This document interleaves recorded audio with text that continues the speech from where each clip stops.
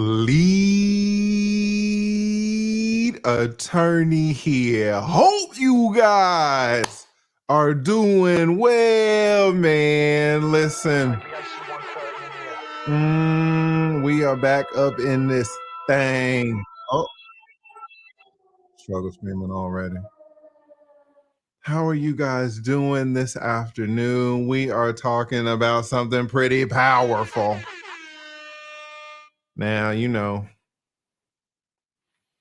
I be trying to put y'all on game. Not just the fellas, the women too, but this is a men-centric channel. And because it's a man-centric channel, people can look at me and be like, "Oh, lead attorney, you're just biased. Oh, lead attorney, you were married and you got divorced. You just bitter. Oh, lead attorney, who hurt you? Who hurt you, lead attorney? Ain't your mama black?" What is my mom? Listen, some of y'all can think that I'm biased. Fair enough. I've only been doing this for 20 years. I've only been doing this my entire adult life, but it's just me. There could be other opinions. There are other opinions. Well, some of y'all get on here, you come up here and you're just yapping and you don't have any experience. Shout out to Ruslan. I remember Ruslan coming up here, the minister, talking about there's no unfairness in the system. Shit, to be honest, y'all hear me going back and forth with Destiny. Destiny, a great debater. He knows everything about Google, knows everything about ChatGPT. But is it the same? So today we have a very interesting opportunity. You get to hear about the state of love, the state of marriage, the state of divorce from someone who has kind of walked a similar path. Shout out to James Sexton. James Sexton, as you can see, a man. He was married just like me, divorced just like me. But he's also a divorce attorney, just like me. Now, y'all know, I don't know if y'all can hear it in my voice. Some of y'all say I got a little accent. But James is up north, up there in New York, handling those high dollar, those Merrill Lynch divorces. And we're gonna see what he has to say. We're gonna see what he has to say, guys. A lot of you men want to get married. I feel you. I was there. I might get married tomorrow. You never know with the lead. I'll be on some bullshit. You never know. But it's important to really talk to people who know. All of y'all got opinions. All of y'all use Google and Bing and ChatGPT 4 to answer your questions. All of y'all come up here with damn statistics. And that's cool. But sometimes it's helpful just to sit down and just listen to a person who knows. Shout out to Thane Mithra. What was Thane talking about? How we view things in the West versus the East. Thane Kenyon, you want to talk about a high value man? Jesus, Thane trying to have 4 wives out here, plus kids. Some of y'all talking about going 50-50 on a girlfriend. He's trying to take all the wives and the kids. You know how strong you have to be to support? I mean, you're supporting the community. But Thane's a little old school in that respect. That's how they do it over there in Africa, even today. What did Thane talk about in terms of listening to the wisdom of people who have gone down the road before? It's fine if you want to have your opinion. And sometimes, When Kevin would tell me about this YouTube thing, when Kevin Samuels would talk about it, I would just shut up and listen. Did I have my opinions on this or that? Yeah, but am I gonna the dude had 1,000,000 subs. I had like 100,000. And so now that I'm getting bigger and I'm talking to people like Destiny, talking to people like Vlad, talking to people like Ab and Preach, Tasha K. You get different perspectives, but it's very important for me to talk to people who are big in the game as opposed to talking to someone with 17 subs. I'm just going to get a little bit more. Today, you guys are in for a treat, man, if I'm going to be honest with you.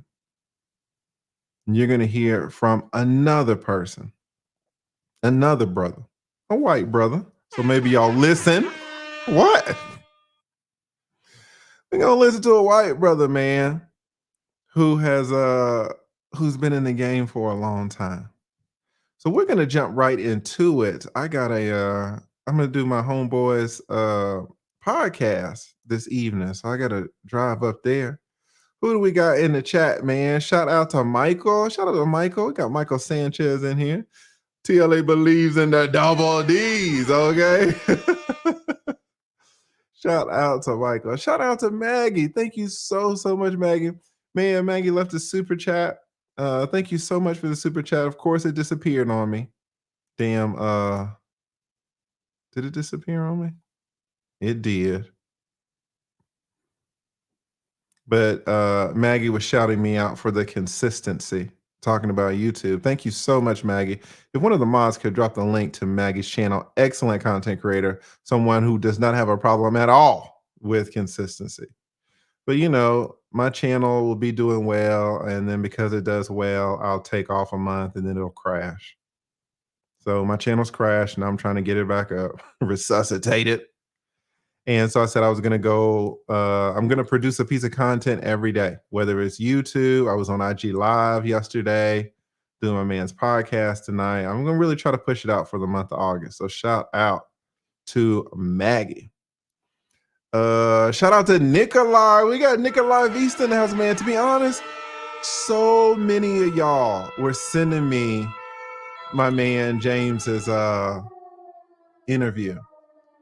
And Nikolai absolutely was one of them. So, Nikolai, man, if Nikolai asked me to review something, I'm definitely going to do it. So shout out to my man Nikolai. I got Nikolai in here. Shout out to Quincy. Quincy says, finally get a damn lead stream notification. YouTube be hating. It's true. But this is what Maggie was talking about. Why YouTube be hating? Because I'm not consistent. If I was consistent, y'all would get more of these things. Right? So it's really my fault. Shout out to Don't Panic. Y'all know Don't Panic said, where is that 6'4" milk dud head ass? You know he got a new boo. Don't think I didn't peep game. Oh, oh, Don't Panic always be trying to get in my head. always. Shout out to Don't Panic. Shout out to Don't Panic, man. Listen, you don't know what I got. Shout out to my man Henry Resilient. Says, coming out of my divorce, everything he said was straight facts. Tell him. Shout out to that Henry, man. I know that I'm educated in the premier undergrad and law school of the state. Me and the judge from damn Young Thug went to the same damn law school, man. Went to the law school that Martin Luther King's attorney integrated for us. Let the brothers up in there. Give us some knowledge. And I sit here in a tie, I sit here in a white shirt, suit. No respect. No, I ain't even gonna, y'all know I ain't even gonna tell that joke. Shout out to my man Henry. Strong, high value, man, brother Henry doing the damn thing. Shout out to JT Coin Rings, always supporting your boy. Supported me yesterday, man. In the dang live, in the IG live. Thank you. Shout out to the 7th Elo. Says, I keep my Uno reverse card. Stay on me just in case some girl be acting like an entitled 304. How effective you think it will be? I keep my Uno reverse card on me. Men don't have a Uno reverse card. We just have to stop playing the game. If you want to be a man and your girl acting up, there's no Uno reverse card. Not in the family law system. She got you. You just got to stop playing. Take your cards and find find a new person to play with. That's pretty much all we got. Shout out to the seven. Shout out to Azeria says, I need a consultation, OG. Man, shout out to Azeria. Listen, I do these dang consultations, but I don't really talk about them because they're expensive. They're $600 an hour on my website, leadattorney.com, and people be hitting me up. But what I also do at least once a week, I come on here just on the strength and answer questions for free. On my IG live, I went up on there yesterday and answered questions for free. Now it's in public, all right? I can't give you a whole hour dedicated just to you and your issue, but it's what I've been doing for the past 20 years. So you can absolutely hit me up, Pimp, or you can just come up. I'm gonna drop the link. Y'all can come up after this. I want to see what y'all have to say about our man James. Do you think he's right? I want y'all to come up. I want to hear from y'all. I know I'd be dogging y'all for having y'all crazy ass opinions, but I want to hear. Come on up. Do y'all agree with me and James? Do me and James agree? Where do we disagree? Where do y'all think we're going to disagree if there is a place? So shout out to Azeria. Thank you so much.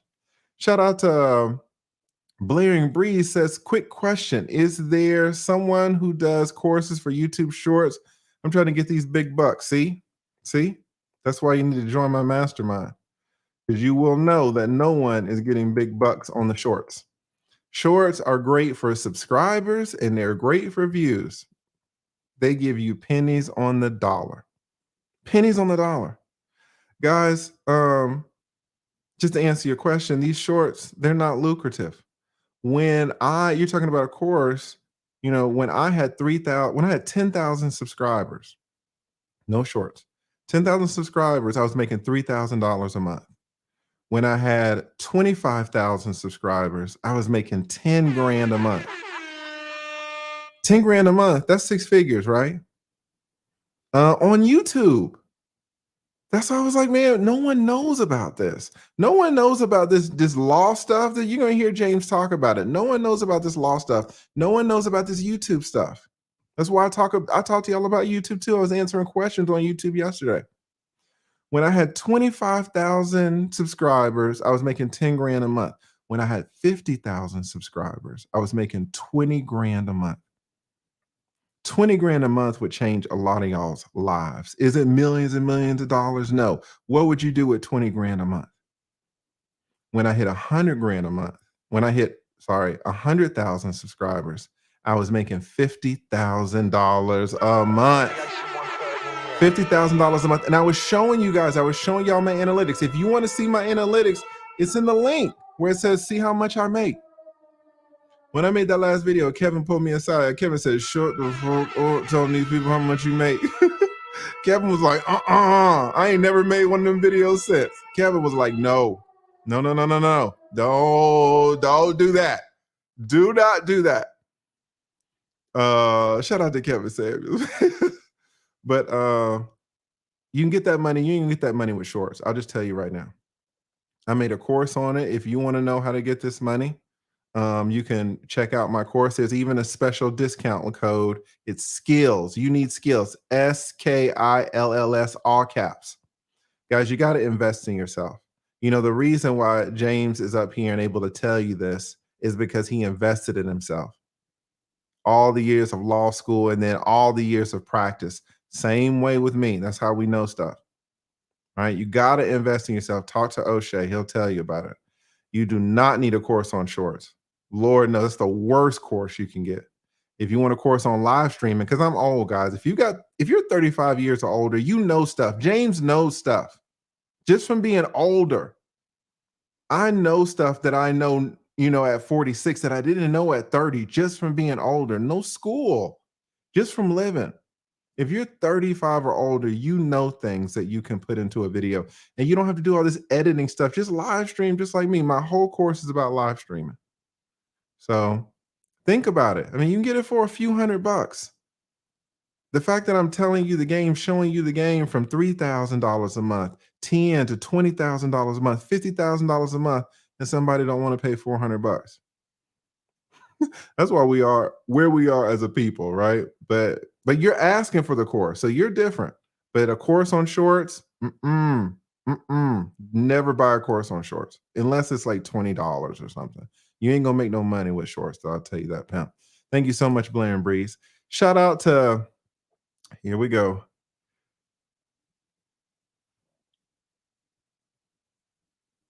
Joda Benny. Shout out to a underdog development, man. Sorry, I ain't got my glasses on. Says lead attorney here. Hope you are having a good day as well. Saving up for your YouTube course, man. Y'all know about it.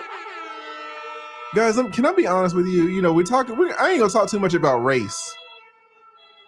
But it's like, I remember when I first put that course out, and everybody was like, oh, what are you charging so much for a course? It's damn $500. But I'll tell you this, though, because we are always the most critical with ourselves.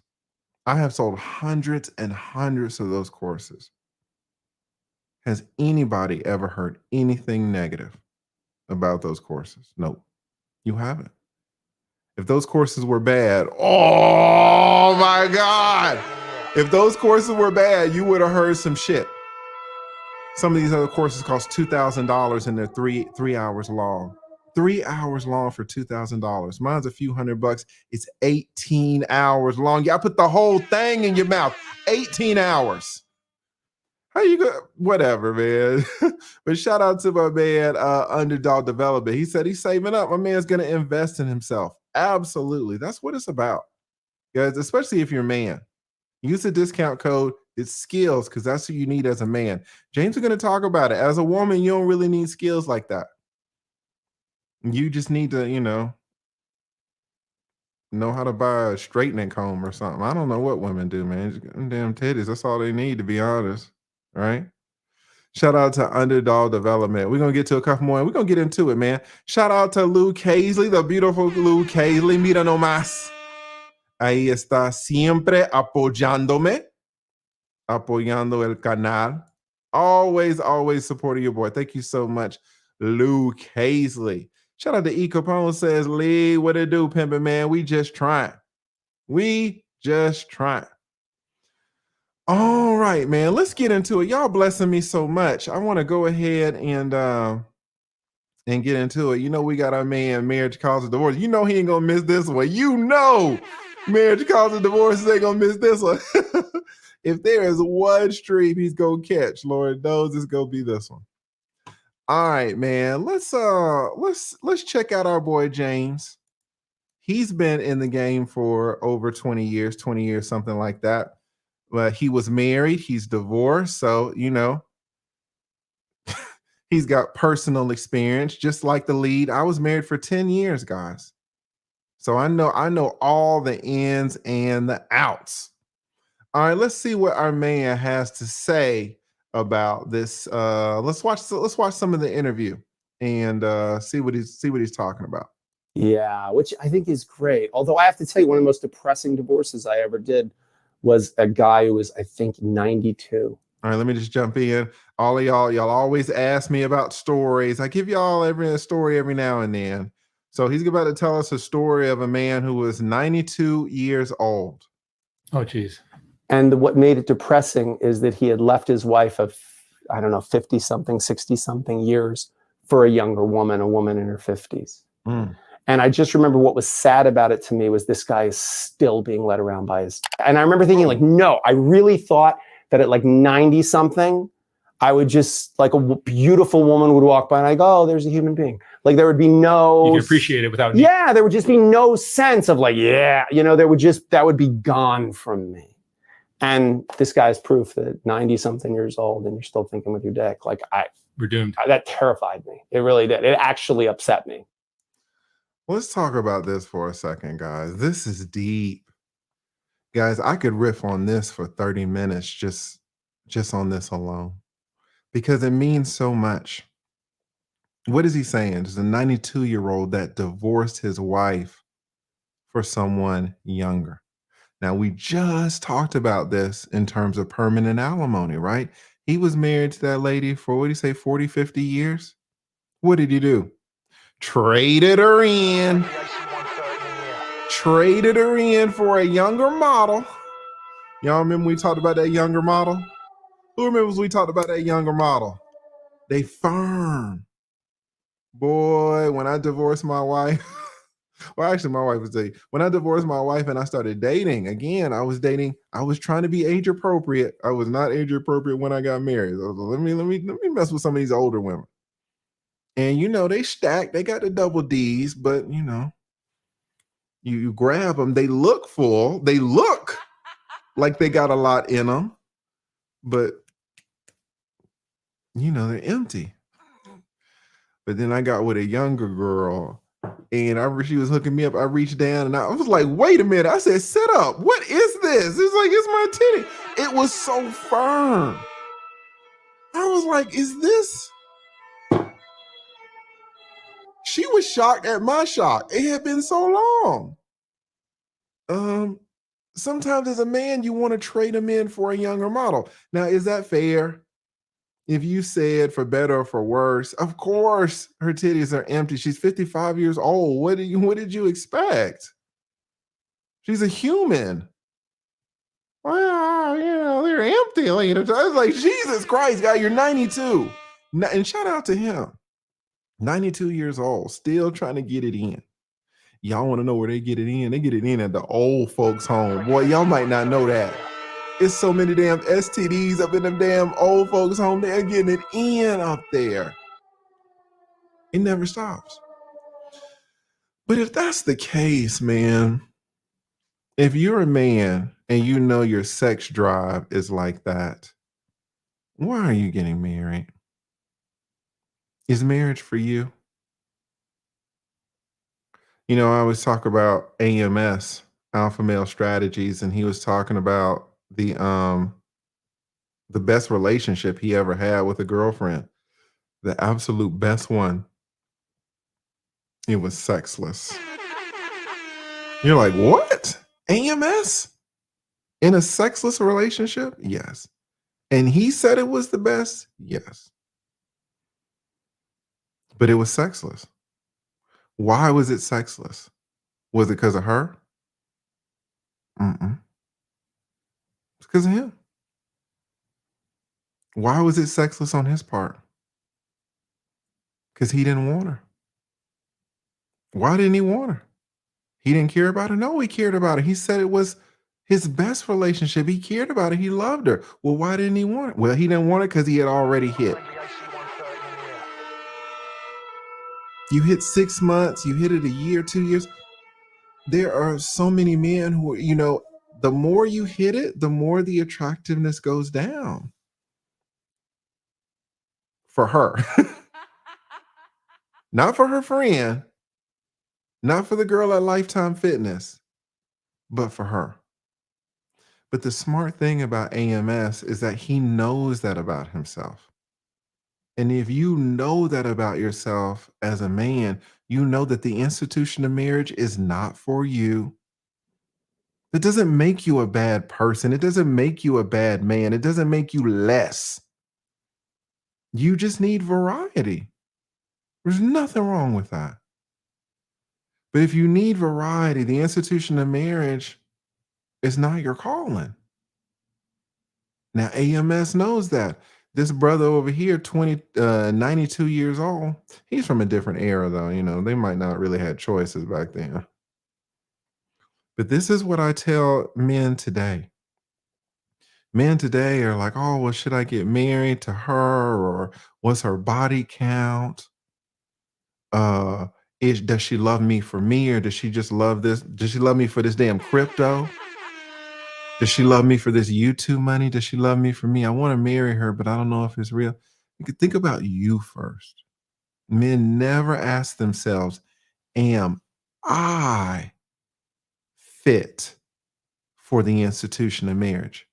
So many of you will get married and divorce and blame the woman when you never asked yourself if you yourself were fit. If you're not fit for marriage, again, that's not a mark on you. That's not a strike. Y'all know me, man. I'm 6'3", 240. I don't give a fuck how big you think I am. I am not fit for the military. Oh, lead, run up in that house in Afghanistan and go kill these people. Run up, wait, what? I'm not running anywhere. Go kick down the door. They in there, lead. Go kill all 4 of them. Who? Me? I ain't kicking down no door. Y'all better call Gas's World. Y'all better call El Guapo. Y'all better call a real man. Y'all call me to come kick down some damn door and kill some insurgents. Y'all got the raw dude, man. I'm trying to be up here in the sauna in the Encore in Las Vegas. I'm not fit for the military. Does that make me a terrible dude? Some of y'all aren't fit for college. Some of y'all aren't fit for the, NFL. Lord knows, I told y'all about my story in the 10th grade. None of us are fit for everything. But you don't ask that when it comes to marriage. You assume that you're fit for the institution just because you can. So many women assume that they're going to be good mothers just because they can have a kid. Some women are unfit to have children. Now they have them anyway. But they don't ever ask themselves that. They just, Friday night lying on that bed, legs wide open. You done busted all up in it. And she's like, I could take the plan B, but I might like a baby. It's like, oh, I'm fucked. Don't put me on child support, ho. I know this is where you're going anyway. You just assume shit. Right? And so what James was talking about, this 92-year-old man divorcing his wife after 50 years for a new model, never cut out for marriage. Let's go.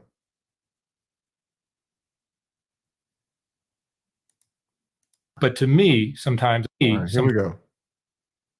But to me, sometimes I wonder if female attractiveness isn't the highest valued commodity in our 100% it is. 100%. It is. Yeah. Yeah. 100% that female attractiveness is the highest commodity.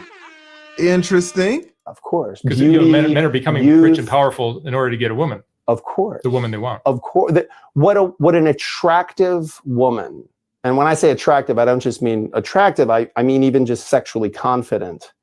I mean, what an unbelievably lucrative career that is. Like I do divorces for people that, a woman walks out with $200-300 million. He was an analyst at Goldman Sachs who built a hedge fund and then sold it and then used his trading algorithm to build it up to $500 million. She was hot. Wow. And slept with him for a while and then stopped and started sleeping with other people and playing tennis and having Botox. And she's going to get half. Like, that's fucking incredible. Like, do you know what he had to do to get that? And what she had to, I'll fuck that guy for $200 million. Are you kidding me? I think. Let's stop it right there, man. James said, give me the 200 million. James said, give me the 200 million. Watch what I do for it. This is so true. And every man knows it, man. And it's the law of the land. Men have to work. Men have to perform. What did James say? This guy, built a hedge fund in New York, built it up by himself, making hundreds of millions of dollars. What does it take for you to build a hedge fund in New York City? She gets married to him. What did she do? Oh, she just needed to suck him off. Ain't that something? Ain't that something? You put in so much work for so many years. back when I was in these in these streets, man, I was like y'all, man. I'm just lazy. So I'm doing this damn dating app stuff. I could show you the hits on my dating apps. It's hundreds of them. Just on Hinge alone. And you look at these fucking women, man, and it's like hairdresser or, you know, tech, like nail tech or something, or bartender, or, you know, maybe they're, I mean, I don't want to say teacher or nothing, you know, third grade teacher. Third grade teachers work. We need them. But a hedge fund to be, you know, the disparity between men and women. You know, what I've had to do for 20 years, and then a woman can just suck me off and just plug right in. Does she have to go to school for 3 years? Then does she have to work for another 20 in a profession? Handling the lives of so many people? She just gotta ask, you know, well, what size you need these in at the damn Foot Locker. That's all. I think that's all she need to do. The Foot Locker chick, right? What size you need them in? Damn areolas, man. And then what did James say? You know, she was like, well, James was like, well, he's making all this hundreds of $1,000,000. All she has to do is have sex with him temporarily. Temporarily. Just to hook him in. Man, with divorce attorneys, what we know, there's so many, there are millions of dead bedroom situations. What's a dead bedroom situation? A dead bedroom relationship, a dead bedroom marriage. Nothing's going on in that bedroom. It's just a coffin, just two people sleep. No sex, nobody getting no head, nothing. She just stopped. When she stops, you can't make her start again. She just stopped. Now, James said, you know, she stopped with you. With you, right? But so many women don't stop after they have that second kid, that third kid. They just stop. Our white brothers go through it, man. White women cut it off. They cut it off. Especially after that second kid, man. You talking about on your birthday. You talking about once, twice a year max.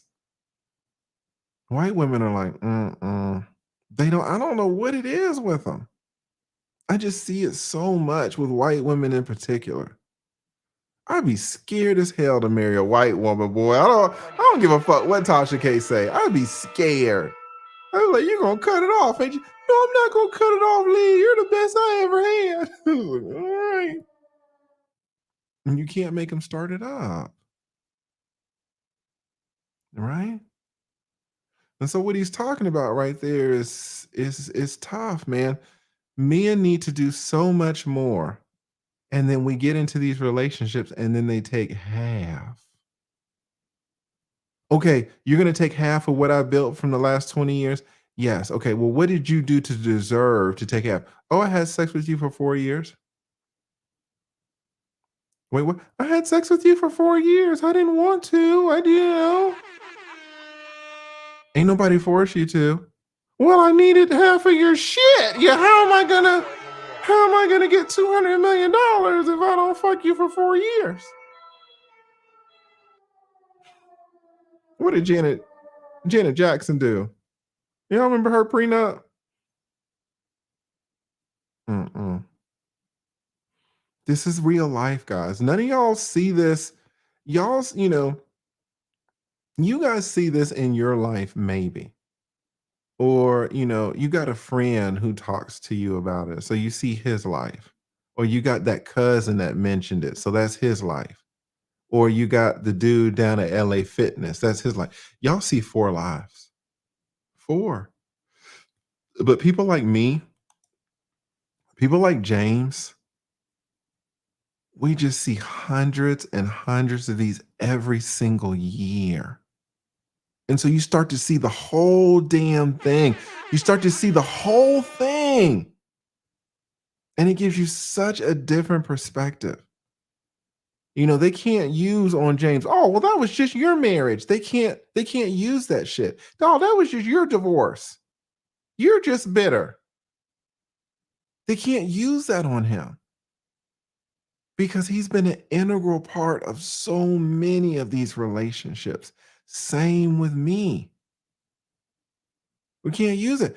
You know, you can do the Destiny thing, and shout out to my man Destiny. You could do the Destiny thing and get on Chat GPT-4 or get on Google and start looking up stats.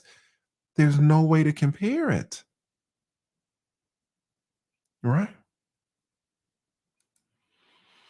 But you know, there's no reversal to that. This is how it's always going to be. Men, we're going to perform, and the women are just going to they're going to click in, right? Which is fine in a relationship, but in a marriage, when you decide to click out, why is it that you didn't help me get to this point, but I'm allowing you to click in? Fine. And while you're in, you're enjoying my shit. Let's be honest. But why is it that when you click out, you can take half?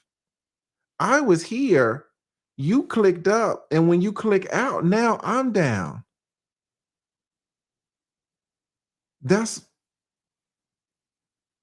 You're going to take half of the shit? You're going to take $200 million? What did Rick Ross say, you know, about Kobe? Were you shooting in the gym with him? All right. It's interesting, guys. Let's see.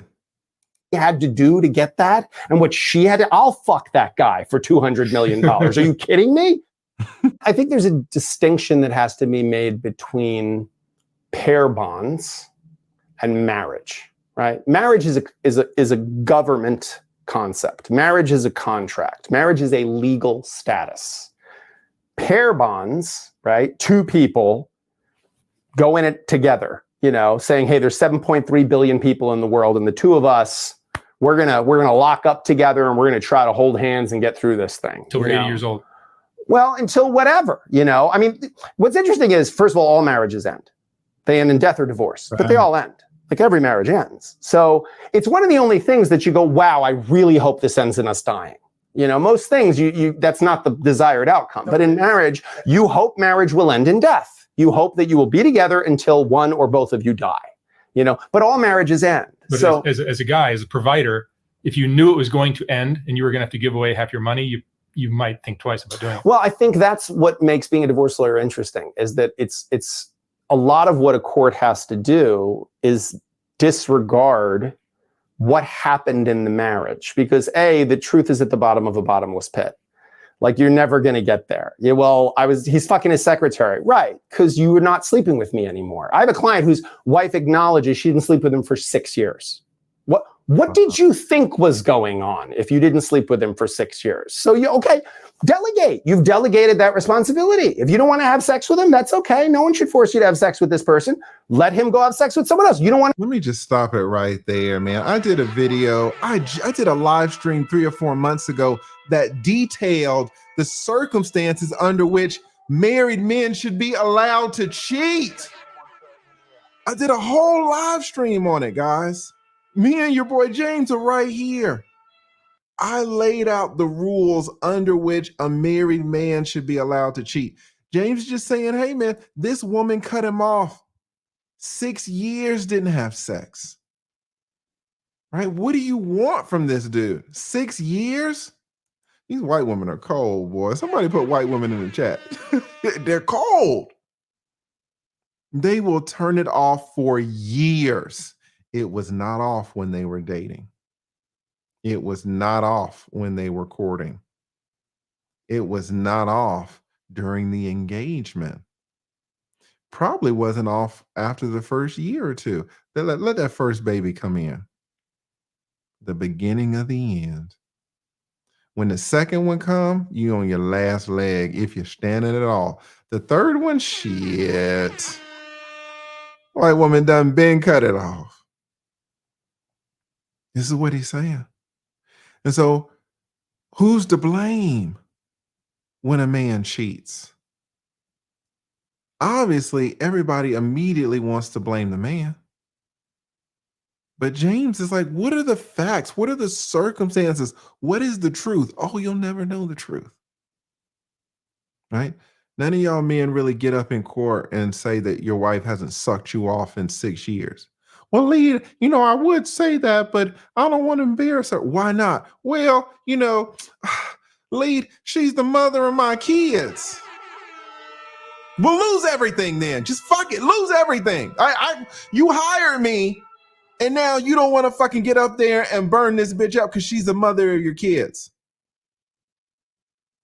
Well, Lee, just a general, what do the kids say? Fine, just give her everything then. Fuck. I mean, why are we here?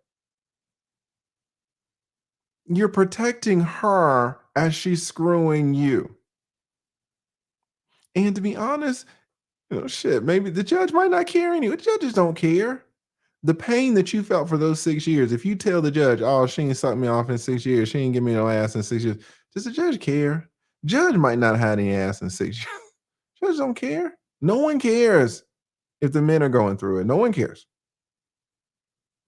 Now, he mentioned something very important, guys, and all guys feel this way. Every single guy knows the difference between a pair bond and a marriage. Every guy in the chat has been with women and be like, yeah, listen, we can do this. The whole dating relationship thing, we can do this for the rest of our lives. Like, we don't need to get married. Like, I love you, you love me. What is the marriage thing about? Every guy, I don't even know half of y'all, man. I know guys. I know how we are. We will be in a relationship for 40 years. But a marriage is different. The marriage is very different. And he says that all marriages end. Guys, I've been saying this for I don't know how long to you guys. It's gonna end. And y'all did not like when I told y'all that if you want to be happy as a married man, maybe you need to reconsider what a successful marriage looks like. And all of you thought that a successful marriage ends in death. And that's what he's laughing about. It's going to end anyways. Why does it have to end in death if it's going to end anyways? I said 2 weeks ago, there's no marriage that's lasted 500-600 years. Not one. James is saying the same thing. I did a whole live stream on, y'all do not like this. If you get married and the marriage lasts 12 years and the first 2 years were great, years 5 through 7 were good, year 7 was fucked up, y'all got through it, years 8 through 11 were good, and then year 12 it all hit the fan, and you got divorced, and you had a prenup, and she divorced you, but you had a prenup, saved all your shit. That's a win. I don't know what to fucking tell you. Life, I don't know what to, and I'm not going to go into it here. I might have to find that stream because I explained it for hours. Life is so short, guys. If you can have 12 years of your life, and then out of those 12, have 2 bad years, but the rest were really good, that means that you had 10 great years of your life with a person that you love. That's a win. Well, Lee, she divorced me, so what did that guy say the other day talking about, I just uploaded a clip. He was like, he doesn't want a divorce on his record or some shit like that. The divorcing your record, that means nothing. You're just making that up. 10 years of your life is substantial. I was married for 10 years. My wife did not work. Do you know how much of a benefit it is? Do you know how much of a blessing it is to not work for 10 years? We're divorced. So She's working now. All right, she's working now. But fuck that. The 10 years that we were married, she didn't work. That's a blessing. The fact that you as an adult got 10 years, 15 years, good years, even if you had to trade in 1 or 2. If I say, hey, I'm gonna give you $1 million, but you got to give me $100,000 back, are you gonna be pissed off? I don't give you. I wanted the whole million. You got to give me that 100,000. You keep your 900,000. You shut the fuck up. Y'all don't want to hear that from me though, right? And it's interesting, guys. It's interesting, and you know him talking about having sex with your secretary. You know, I done told you about these lawyers and these damn paralegals. Look at it.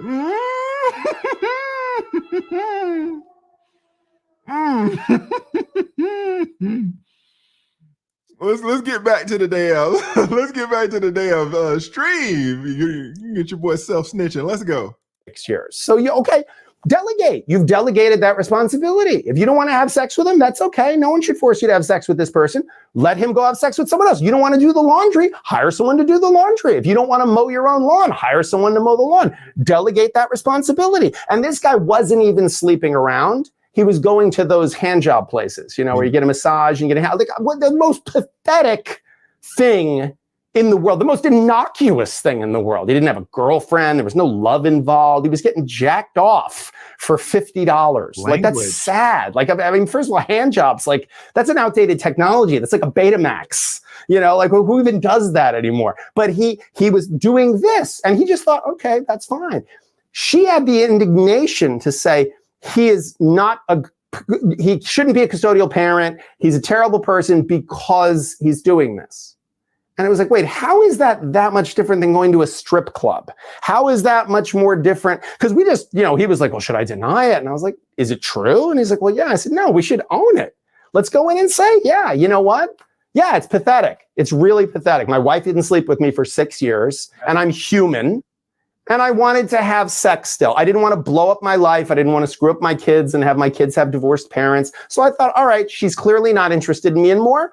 I'm not going to have a girlfriend and get caught up in all the things where people could get hurt and there's feelings and fatal attraction and stuff. I'm just going to go. It'll be transactional, like going to a strip club or anything else. And is it a little pathetic that I'm a guy who makes $1 million a year in finance and I'm paying someone $50 to jack me off? Yeah, that's kind of pathetic. But you know what? I figured out. But to suggest that means I'm a bad parent, that has nothing to do with my parenting at all, period. You know, so, and thankfully the judge agreed with me on that one. But let's stop it right there. What does he say? And, you know, do I agree with him on this? Now, he reaching a little bit when he's saying that, you know, going to a strip club is the same as getting jacked off. It's like, all right, you being a little bit, you know, you representing your dude. I get it. Going to a strip club is not like, not like getting jacked off. It's a little different. But at the end of the day, you're doing it because your wife cut you off for 6 years. You're a human being. You have needs. I did a whole stream about this 6 months ago on men who should be allowed to cheat. This is what I was talking about. It can't be that you decide to stop having sex with me and now I got to go for the next 45 years of my life with no sex. And I don't want to divorce you, not because you're going to take all my shit, but because I'm going to lose my kids. These women are like, I'm a mama bear. I'll do anything for my kids. Well, goddamn it, I love my kids too. I'm a papa bear. I'll do anything for my kids too. I want to stay in the house with my kids, and I don't give a fuck who I got to fuck behind your back. I am trying to stay in this house with my kids. You'll do anything, fine. I will too. Show me the bitch. I'll fuck her right now. I'm staying in this house. Right? You're not going to make me choose between my libido and my kids. It's not happening. That's what he's talking about. It's interesting, guys. First of all, man, y'all got my likes looking scraggly as hell. Can I get some likes up in here? Can y'all get me to 5? Let me jump in right quick. Let me see who we got in here, man. We got the notorious Kevin Brooks. Thank you so much. Says lead, you're as consistent as my long form content. Shout out to Kevin Brooks. My man was talking about the other guy was talking about he wanted to make shorts. You should talk to Kevin Brooks. Kevin Brooks swear he want to be this great YouTuber. All he does is make shorts, and they are excellent shorts. They're excellent shorts. But come on, man, Kevin. It's time to make some long form content, man. Absolutely. Shout out to Paula Gray. Says, damn, I got to start a YouTube channel. You should. You should. Shout out to Cooch Tech. Says, bro, your CPM is crazy high. I make less than $300 a month with almost 25,000 subs. When I had 25,000 subs, how much was I making? $10,000 a month. He has 25,000 subs. He's making $300 a month. Now, you can't go sub for sub. It doesn't work like that. I will ask you this, Cooch, though. You're making $300. Have you invested in yourself? Have you invested in a course on how to do this YouTube thing? Or do you just think it's going to magically happen? You know, Notorious Kevin Brooks is in my mastermind. The mastermind is $50 a month. $50. Shout out to these white boys, man. Their masterminds are like $2,500 a month, $3,000 a month. I have a mastermind that's $50 a month. Where are you at, Cooch? Are you in there trying to get better? It's over 100 YouTubers in there. We're all talking, all strategizing. Where are you at? You got 25,000 subs. Is your channel optimized? That's the thing, right? Shout out to Cooch. Chooch. Sorry. I'm like Cooch. Listen, we talk about shout out to Chooch. Shout out to Chooch Tech. Shout out to Wrench Turner, man. Zone 6 League. Y'all don't know about them damn zones. Y'all don't know about them police precincts, man. Shout out to Wrench Turner. Shout out to Gasson's World. He knows all about it. Shout out to Felicia H, the beautiful Felicia H. We know what the H stand for now. Shout out to Felicia H. What she say? Hey, Lee, just pull it up to show some love to the platform. Thank you, thank you, thank you. I appreciate that, man. Thank you, thank you, thank you. Felicia always supported me. She had to change that last name, boy. The beautiful Felicia H. I really appreciate it, man. Who else? Who else we got up in this thing? Shout out to Ezekiel. Ezekiel says, come on, lead. I'm supposed to be working. Pop-up show. Man, I know sometimes I go live at 11:55 at night. Sometimes I go live at 2:30 in the afternoon. I'm trying to be consistent, but don't hold me to a dang don't hold me to a what do you call it? Don't hold me to a schedule. But yeah, shout out to Ezekiel, man. Thank you so much for checking in. Who else we got up in here? Shout out to Carrot Juice Podcast, man. Carrot Juice Podcast, excellent content creator and podcaster. This man knows how to make this content. What's he say? This soft white underbelly interview is one of the greatest pieces of content I've ever seen on YouTube. Simply, every man must watch it. Yeah, man. James breaks it down. Now, to be honest, you know, I don't know if he's saying anything that I ain't said, but his is the greatest, Carrot Juice, huh? Oh, it's the greatest pieces of content. Okay. All right, I've been on fucking YouTube 3 years making this same shit, but what's the difference? I don't know. Maybe he's just more eloquent. I don't know. I can't think of a difference. I don't know, but I agree. I agree that this is a great interview. It's a great interview. Nigga been on here 3 years. We ain't gonna talk about that. Shout out to Carrot Juice Podcast. Oh my God. But yeah, it's a great interview. It's great. That is true. Oh my God. Shout out to Rich Turner. What my man Rich Turner say? Rich Turner, man, y'all gonna make me take my jacket off and look all straggly with my goddamn tie, man. I'm trying to, Kevin said, man, listen, come in here suited and booted. Get your shit together. Let me pull this down for a second, Rich Turner. My man out here, you know, he's got the 9 p.m. tie. He's got his sleeves rolled up, man. It's like, What they say, man? What they say? We gotta work twice as hard to get half the results. I'm just fucking with you. On Carrot Juice Podcast. Strong brother, man. Supported me for the long. Shout out to my man. But again, shout out to Wrench Turner. Somebody put Wrench Turner. Somebody put Wrench Turner in the damn. God damn. Oh my God. Wrench Turner hitting the damn stream with the bottom of the bottle. Thank you so much, Wrench Turner down here. Where are you at? I think from the A, right? Are you still down here, man? If you are you coming to the Black Manosphere Conclave? I will be down there 7th, the 8th through the 10th in September. If y'all want to come out and holler at your boy, man. If y'all want to take me to lunch, I'll be taking y'all fuckers to lunch all the time. Somebody take me to lunch. If y'all want to take your boy to lunch, show up at the Black Conclave. I will be there talking specifically about prenups, right? You know, they couldn't get James there, so they got me to fill in. Since James couldn't come, I guess I can fill in. Nigga petty as hell, man. I'm just fucking with you, man. But yeah, man, y'all come out and holler at your boy. Thank you, Rich Turner. Rich Turner always supporting your boy. What does Rich Turner say, man? He says, when you get married, them pretty areolas automatically turn into the 2 coins placed over a dead person's eyes to usher them to the afterlife. Oh my God. They'd be like, boop, boop, boop, boop. go on and wheel him in. Rich Turner, are you married? What's your deal, man? I don't know Rich Turner's history, man. It's tough.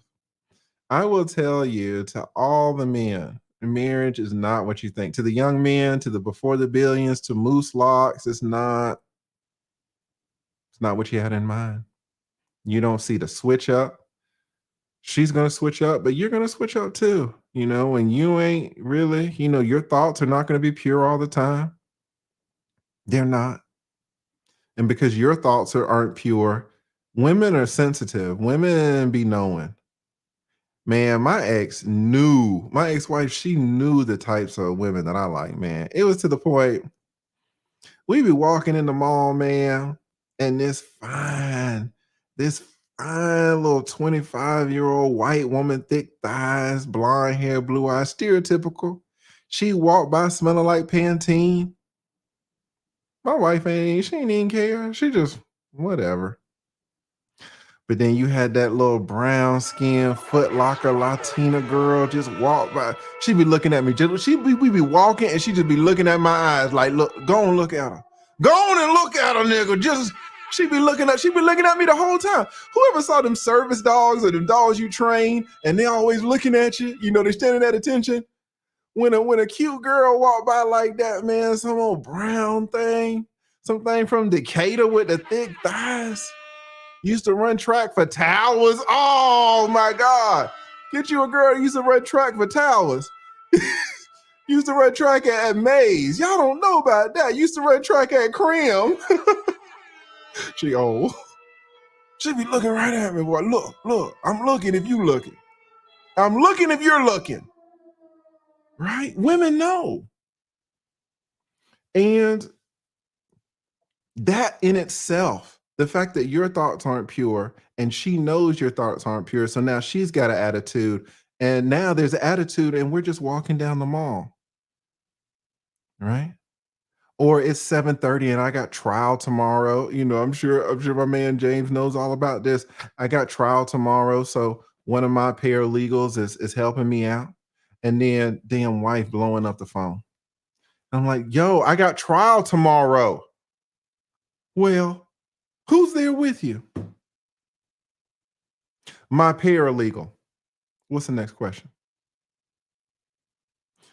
Which one? Oh, because they're not all the same. And I'm like, what do you mean which one? Well, which one? Why are you asking? Is it the pretty one? Is it the pretty? Why did I get married? I'm trying to work. Is it the pretty one? Oh, Moose Locks, you don't know nothing about it. My man, before the billions, these young cats, they don't know nothing about being married. Boy, you're like, married men who've been married, we know this. Am I lying? Am I lying? Put he lying in the chat if I'm lying. Put he telling the truth if I'm telling the truth. It's how it is. I'm just trying to work. You want these mortgage bills paid, don't you? You want to stay in this house? But I can't work.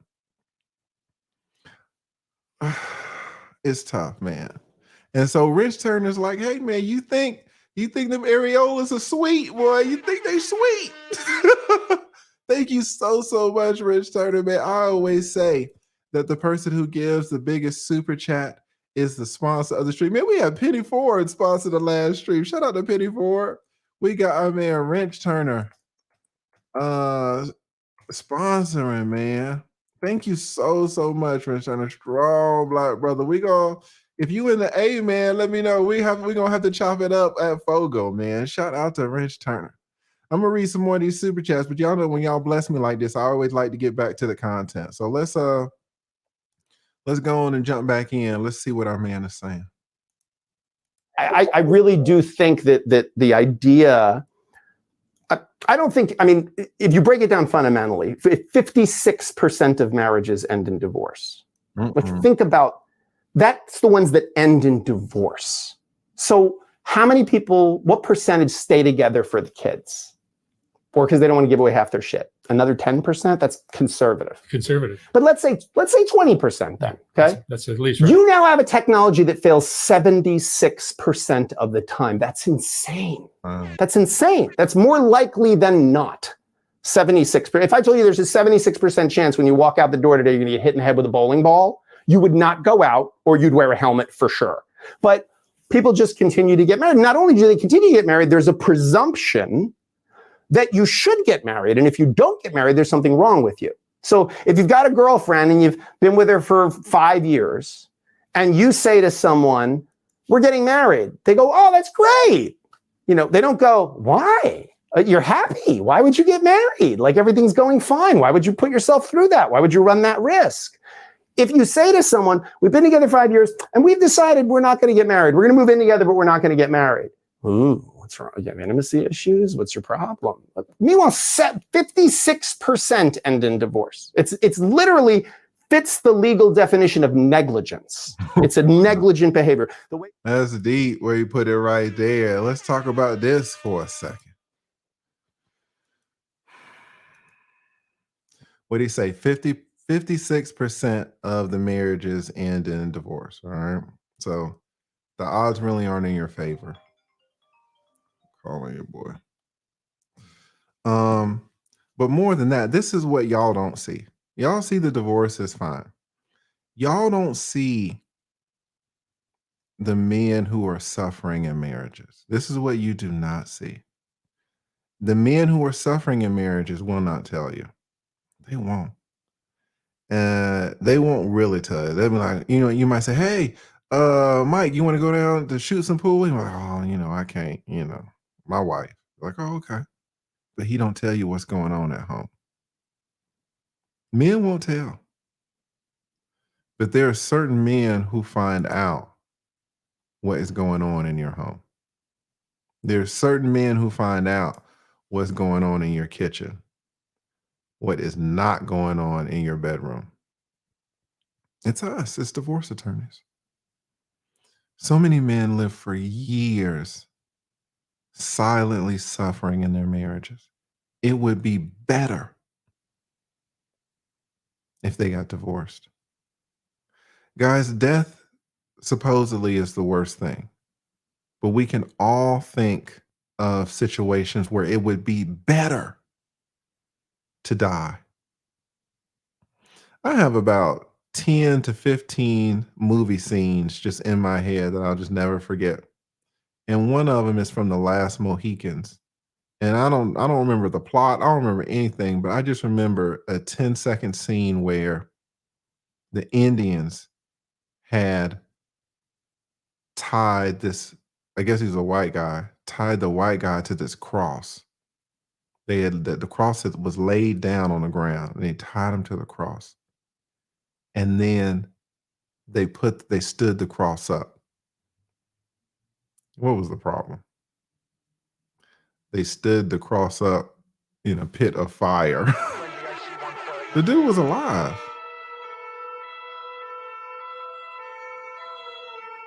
And they wanted to burn him up. And I guess it was his friend or somebody pulled out a rifle and aimed and shot him in the head on the cross right when they were getting it up. Because that guy with the rifle thought it would be better for him to die. He's gonna die anyway. It'd be better for him to die than to suffer like that. Who remembers that movie Heat? Who remembers that movie Heat with your boy with the daggers? And they had fucked that dude up. And then Robert De Niro come in and he sees him on the floor and he's like, "Hey man, did you tell him the escape plan?" And he's like, "Man, I don't know." And he's like, "No, listen. Did you tell him the escape plan?" And his friend is like, "Man, they fucked me up so bad, I don't know." And he's like, "Okay, I'm gonna call an ambulance." And the dude is like, "Mm-mm. Don't call no ambulance, man. I'm fucked up." He was like, "Go on and take me out." Robert De Niro shot him in the head. It's better. Some of us have had grandparents, great grandparents,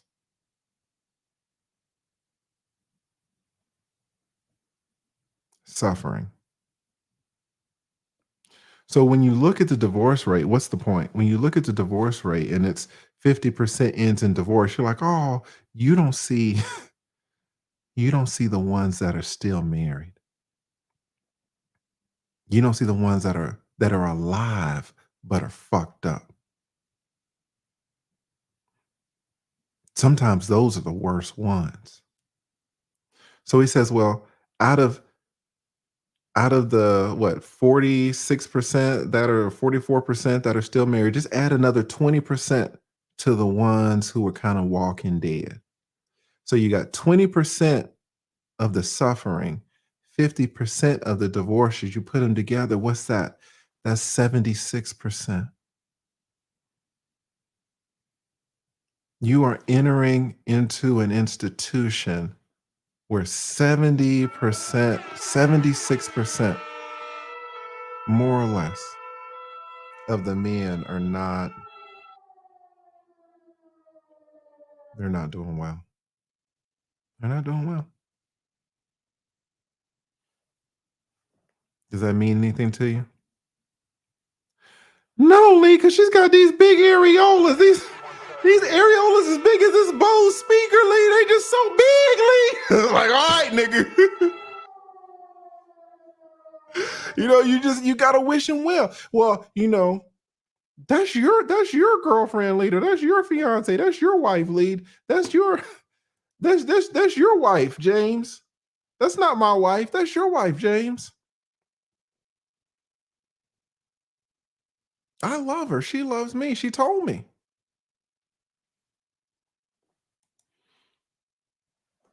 Right?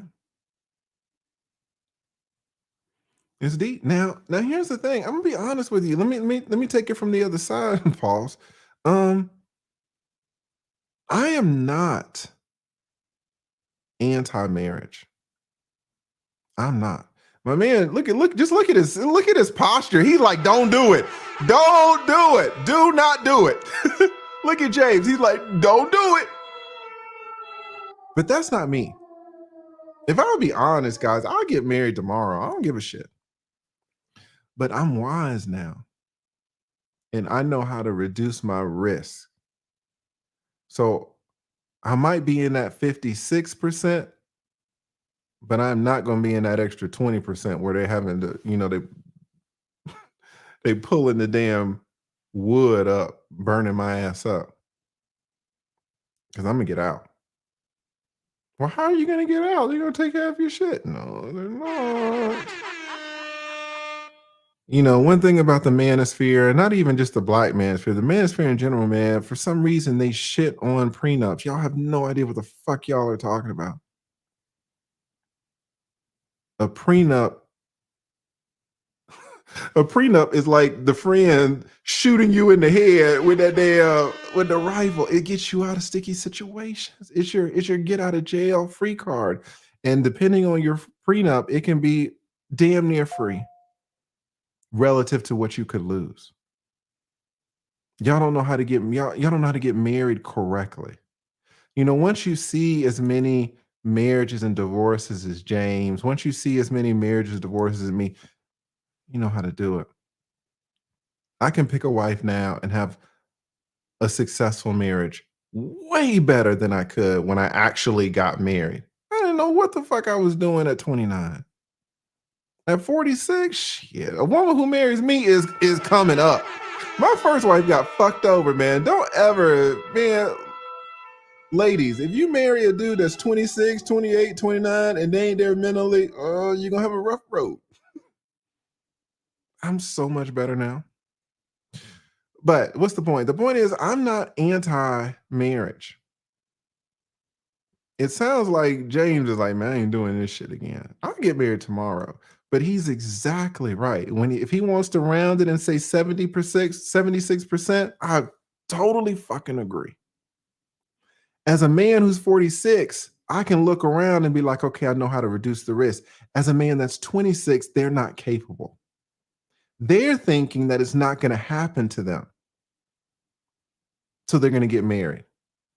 I'm thinking that I know how to reduce the risk to almost nil. I'll get married because I know the risk. One is knowing the risk. Another one is thinking that the risk is not going to happen to you. Men, if you get married, you have to accept that the risk can happen to you. Period. You have to. And then my whole channel, if you guys go back and look at the first videos that I put up, I was saying way back 3 years ago, I just want you to make an informed decision. I'm not telling you don't get married. I'm not telling you do get married. I'm not telling you don't have kids. I'm not telling you do have kids. I'm just saying do whatever the fuck you want to do. Shout out to the Hodge twins. Just do it with informed decision-making apparatuses. Apparata. What's the plural of apparatuses? Just be informed. Right? Actually, we're gonna get right back into it. And I'm gonna drop the link too. I want to see what y'all think about this. Shout out to Tiffany Shante. Shout out to Tiffany Shante says, hey lead, what is a successful marriage in your opinion? This is a long answer, and I'll answer it, but I want to get to reviewing stuff too. But I did I might re-upload that damn stream because I talked about a successful marriage. I broke it all down on the whiteboard. No one is explaining marriage like this to you guys. You know, shout out to podcast. Oh, this is about shout out to Carrot Juice, man. Some of my shit is buried. Y'all haven't seen it. It's gold in there. I didn't go and dredge it back up. Right. So thank you so much, Shantae. Tiffany, I'll go ahead and I'll try to find that. Or I might do a whole new stream on it. Shout out to Maggie, the substitute teacher. Look at Maggie. God damn. Oh my God. We're gonna give Maggie the African bottle. We're gonna give her the Thane bottle. Thank you so much, Maggie. Really, really appreciate it. What does Maggie say? And if one of the mods could drop the link to Maggie's channel, y'all know Maggie, man. I'm subscribed to her. Excellent content creator, killing the game on YouTube. Over 30,000 subs in a year, man. In a year, I had 1,000, right? Maggie's awesome. What did she say? There's nothing better than a good marriage, and there's nothing worse than a good marriage. That is true. That's true. That is absolutely true. My last ex-girlfriend, we were on the road to marriage. If our relationship would have lasted another year, you'd be talking to a married man today. I'd be making the same reaction video, saying the same shit as a married man. Y'all think I want to get married? Watch what happens. I know shit now, right? Maggie is exactly right. Thank you so much, Maggie. I think Maggie, just shout out to my man Wrench Turner, man, but I think Maggie is the stream sponsor because she had given $10 previously. So she's at the 110. So I'm gonna put her up there at 110. But shout out to my man Wrench Turner. And again, man, I'm gonna be down here at the Black Manosphere Conclave. So if y'all want to come hang out with me, if y'all want to come get some of this knowledge, man, buy your ticket. Tickets are on sale now. And come hang out with your boy, man. We're gonna chop it up. If y'all want to take me to lunch, feel free. But Wrench Turner, man, if you in town, let me know. Let me know. But yeah, man, shout out to Maggie. Maggie is a person who just a blessing, just so positive. It's interesting that she's kind of in this space because it's so rough and tumble over here. People talk shit all the goddamn time, and I've been a part of it. I've been on the receiving end. Actually, I've been on the giving end as well. I'm mixed up all in it. And Maggie is one of the very few people who is just 100% positive. Excellent content creator. I'm subscribed to her. Please go to subscribe to her. She has a channel, a program for women. Women need help, guys. I don't know what to tell you. Men need help. Men is kind of, James is like, hey man. Me and James are talking to the men, but women need some women to talk to as well. And Maggie is just a woman filled with knowledge, filled with wisdom. So y'all go check her out. If one of the mods could drop the link to her finishing school in the chat. Highly recommend that for women. Guys, we all need knowledge. Let me shout out real quickly, talking about knowledge. I'm gonna call him JD. I'm gonna call him JD. And don't dox and put his whole name out, but he just bought the course. He just bought the course. In fact, he bought both courses. He got the bundle, so he saved some money. He got the beginner's course and the advanced course. So everybody write JD in the chat, please. I hope you are still in here, pimp. You know who you are. And this is how you do it. You invest in yourself. You absolutely do it. So shout out to my man, JD. All right. Thank you so much, Maggie. Again, I want to read out some more of these. Oh, I was like, wait, don't shout out to Maggie. I thought she had fun. I thought she did the AV.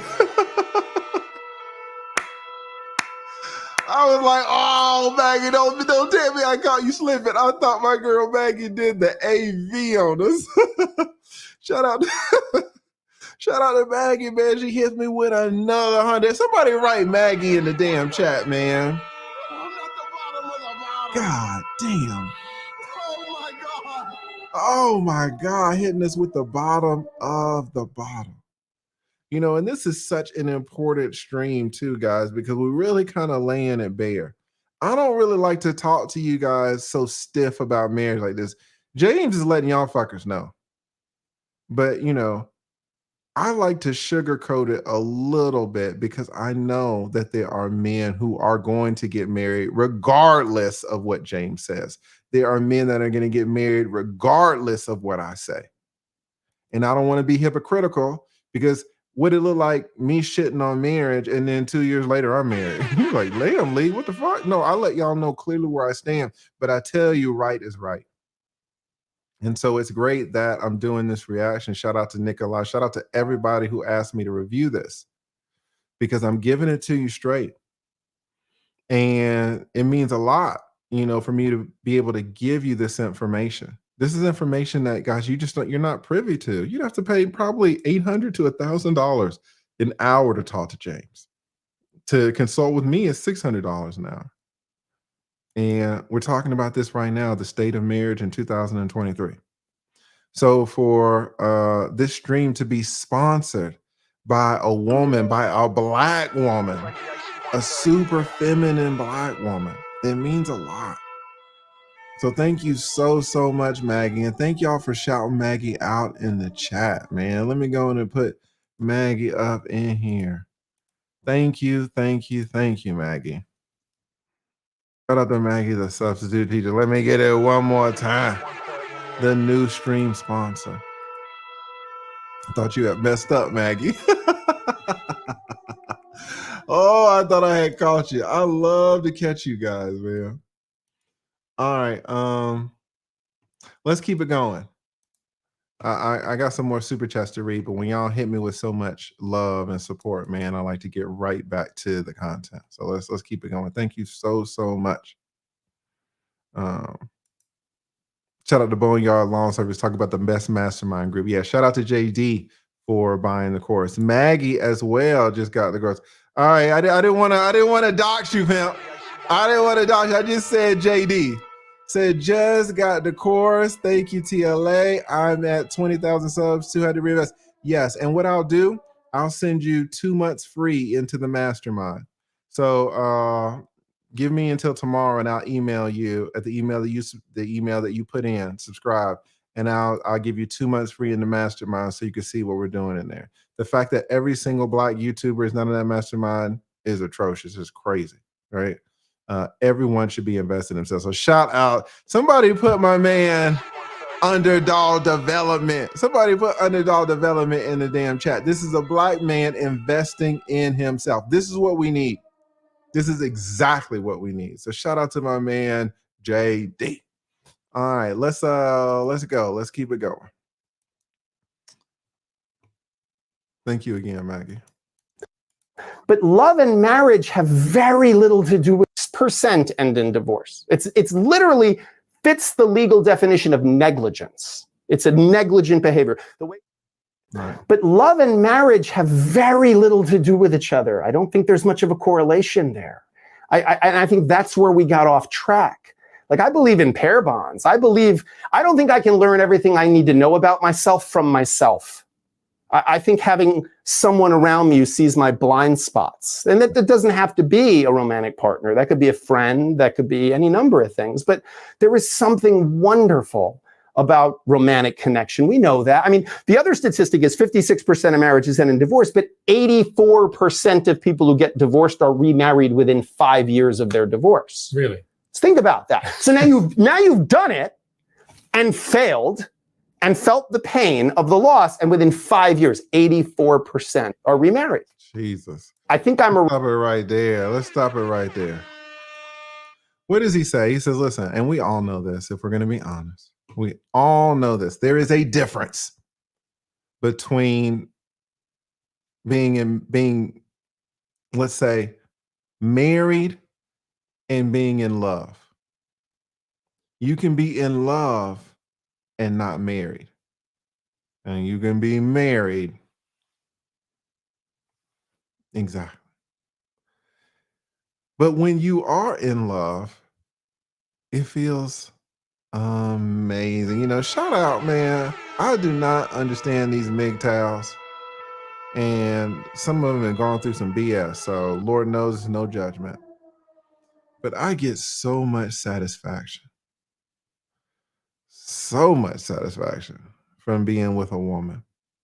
Even if we're not doing anything intimate, even if we're just chilling, even if we're just at dinner, even if I'm just, chilling over at the crib, just talking, just chopping it up.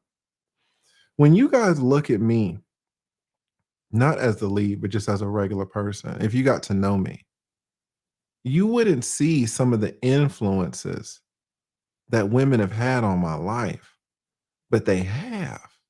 Women have improved certain aspects of my life tremendously. Shout out to Dr. Rhonda Patrick. Now, I don't know her, but all of her talks and science and speeches and interviews on saunas, man, I'm in love with saunas, and she's just nailed that into me. My last ex-girlfriend, man, one of the things that I eat almost on a daily basis is because of her. I used to eat a lot of red meat, like ground hamburger. She was like, no, pimp, just change that out to ground turkey. Like, ground turkey? She's like, yeah, just change it out. I eat ground turkey every day. Every day. She's gone. She's long gone. Like, she's long gone. But yet, the consequences of our relationship still live within me, and I'm better for it. right? James said, if you can get from a woman the covering of some of these blind spots. Now, if you fucking around with, the Foot Locker girl, man, she might not be able to help you out so much. But as I've gotten older, I've stopped dealing with women who are trash. And once you start dealing with a higher caliber woman, they can really influence your life, really impact it, really show you some things. Now, James is fair. James is like, hey, now, you can get this covering of your blind spots from your friends, from your neighbors, from people that you see on YouTube, from Dr. Rhonda Patrick, right? You can get it from other people, but it's nice. It's nice to be able to get your blind spots looked after. You don't know everything. I mean, someone's filling in your blind spots and they're sucking you off. I'm like, come on. Like, what more do you want? Is that not heaven? This shit not like heaven to me, boy. God damn. But there's a cost to that. And the cost is that this person who's helping you out on so many levels, she's probably gonna turn around and want that damn ring.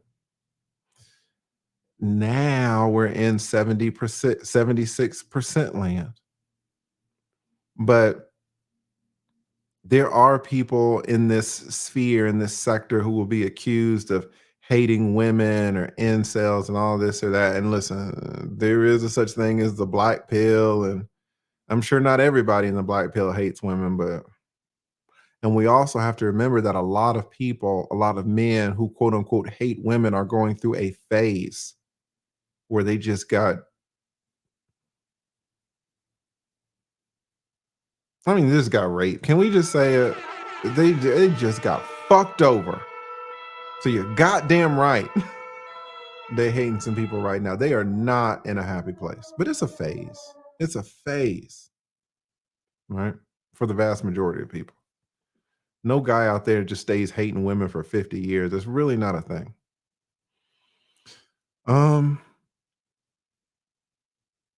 But I truly believe that a woman will improve a man's life. She just will.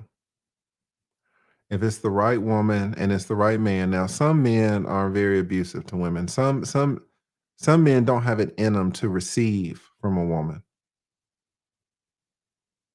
Some men have too much testosterone running through their veins, not even accounting for what happened to them maybe when they were younger. But it's their genetics. Some men cannot receive from a woman, and give them a chance, and they will abuse women. There's a building for these men. There's like 1 million men in there. But I'm just talking about generally speaking. A woman will hit spots in a man's mental infrastructure. They will turn on some lights within a man that nothing else can turn on. Listen, I've got hobbies too, guys. I like, hanging out with the fellas, but hanging out with the fellas, doing my hobbies, those hit certain spots. It's not going to hit the spot that a woman is going to hit. But do you need to be married for those spots to be hit? That's the question. Does marriage have to come into it? That's what guys are so fucked up about. It's like, I feel so good with you. Why are we doing all this extra shit with the state of Georgia, with the state of Texas, with the state of Florida? Why am I in cahoots with the state of New York? Why do I have to go down to the Superior Court of California? Where is the state? I thought it was me and you. The state is not hitting my spot. I'll tell you right now, if the women can do it up, the state will not hit a man's spot. That's why the men are just like, ugh. Right? Let's keep going. Romantic at heart in the sense that I reign of the loss, and within 5 years, 84% are remarried. I think I'm a romantic at heart in the sense that I really get it. Like, I really get why we do this. I felt it. I know it. I understand it. Talk to But him. tying that to the technology of marriage to me makes almost no sense That's the whatsoever. And I thing. actually think it's almost antagonistic to that connection with another person, because there's so much expectation that comes with marriage culturally. We've created so much stuff around it. Like when you marry someone, they're supposed to be, at least in the modern Western model, your best friend, best roommate, best co-parent, best travel partner, best roommate, best everything, best activity partner. Like how would one person be all of those things? That's insane. Like if I was interviewing for a job and said, I want you to be the best typist, and I also want you to be best on the phone, and I also want you to be great at that, and I ran down a list of dissimilar things, like, or if I went to an amazing chef and I said, I know you're a great chef, but can you farm? Like, well, that has to do with food, but they're not the same thing. Like, what are you talking? So I think why do we put on people this idea, like whoever came up with the word soulmate, really, we should be paying, like divorce lawyers should be paying that person dividends, because we've convinced people that if this person isn't meeting every one of your needs, checking all of these boxes, they're not your soulmate. Your soulmate would know exactly what to do, exactly what to say at exactly the right time. Yeah, I genuinely stop it right there. He's exactly right. And guys, actually, I fell into this too. When I was in my 20s and 30s, man, you know, let's be honest, guys. We're probably gonna date women who, we're smarter than that, right? Because women want to look up to us. Women want us to be better than them, and so we are. So we are. And when I was in my 20s and 30s, I would try to better my woman. She would say some stupid shit, and I would try to teach her why what she was saying was illogical, why it didn't make any sense. And it would cause tension because I couldn't understand why can't you be better? Like I learned, I'm becoming better. I'm learning every day. I really like learning. I really like investigating. It seems like you don't like to investigate, Shaniqua. It seems like you don't like to get better. You just want to like go to the mall. Like, don't you want to read? Who in here thinks Shaniqua wants to read? She doesn't want to read. She doesn't want to listen to podcasts. I couldn't, women would just be like, oh, well, love me for me. But it's like, why would I do that? It seems like you're getting the better deal because I'm constantly getting better and you're not. So if I'm already right here and I'm constantly getting better and you're not, then it's like I'm losing you. You're just staying this. Why don't I just get with somebody, What is James saying? James is like, listen, we want our partner to be everything. We want them to be the dance partner. We want them to be able to discuss things like, astronomy. We want them to, give us anal. Like we want it all in one person. We want all the same. We want everything in one person. It's not good. It's not possible. She's supposed to sit down with you for 2 hours and play chess and suck you off after. Like what woman do you really want? I didn't know that I was looking for something that didn't exist. Right? And these women are too, man. Shout out to fucking who was it? R. Kelly, fucking everybody up talking about homie lover friend. Who came out with that song, Homie Lover Friend? This is what James is talking about. You want a homie, a lover, and a friend. You're asking for a bit much in one person. You're asking for a bit much. Nowadays, when I date a woman, I really do, man. I don't try to improve her at all. I just relax in who she is. And then if I'm with her and I'm sensing that I'm having a need that's not met, I don't try to make her better or try to make her meet that need. I just go somewhere else. I mean, not on some cheating shit or nothing, but it's just I recognize the limits of my partner. And for a lot of women and men, we know this, man. And that's why I started with myself. So it's not like I'm shooting at y'all. Women want you to be everything. What do you say? You got to be the damn travel partner. You got to be the confidant. You got to be the friend. You got to blow their back out. You got to be the damn servant. You got to be the protector, the cop. You got to be the sponsor. You every fucking day they want to eat out. Can we get the appetizer? Didn't you get the appetizers yesterday? How many appetizers do you want? It's $20 a pop. I love calamari. And then you're sitting there with your fucking calamari in your mouth, half full, talking to me about what happened to you at dinner today. Now, or what happened to you at the job today. Now I'm supposed to be your emotional garbage man, and you're just supposed to. Guys, we don't. Let's be honest, guys, we don't care. Somebody put in the chat, we don't care. We don't care.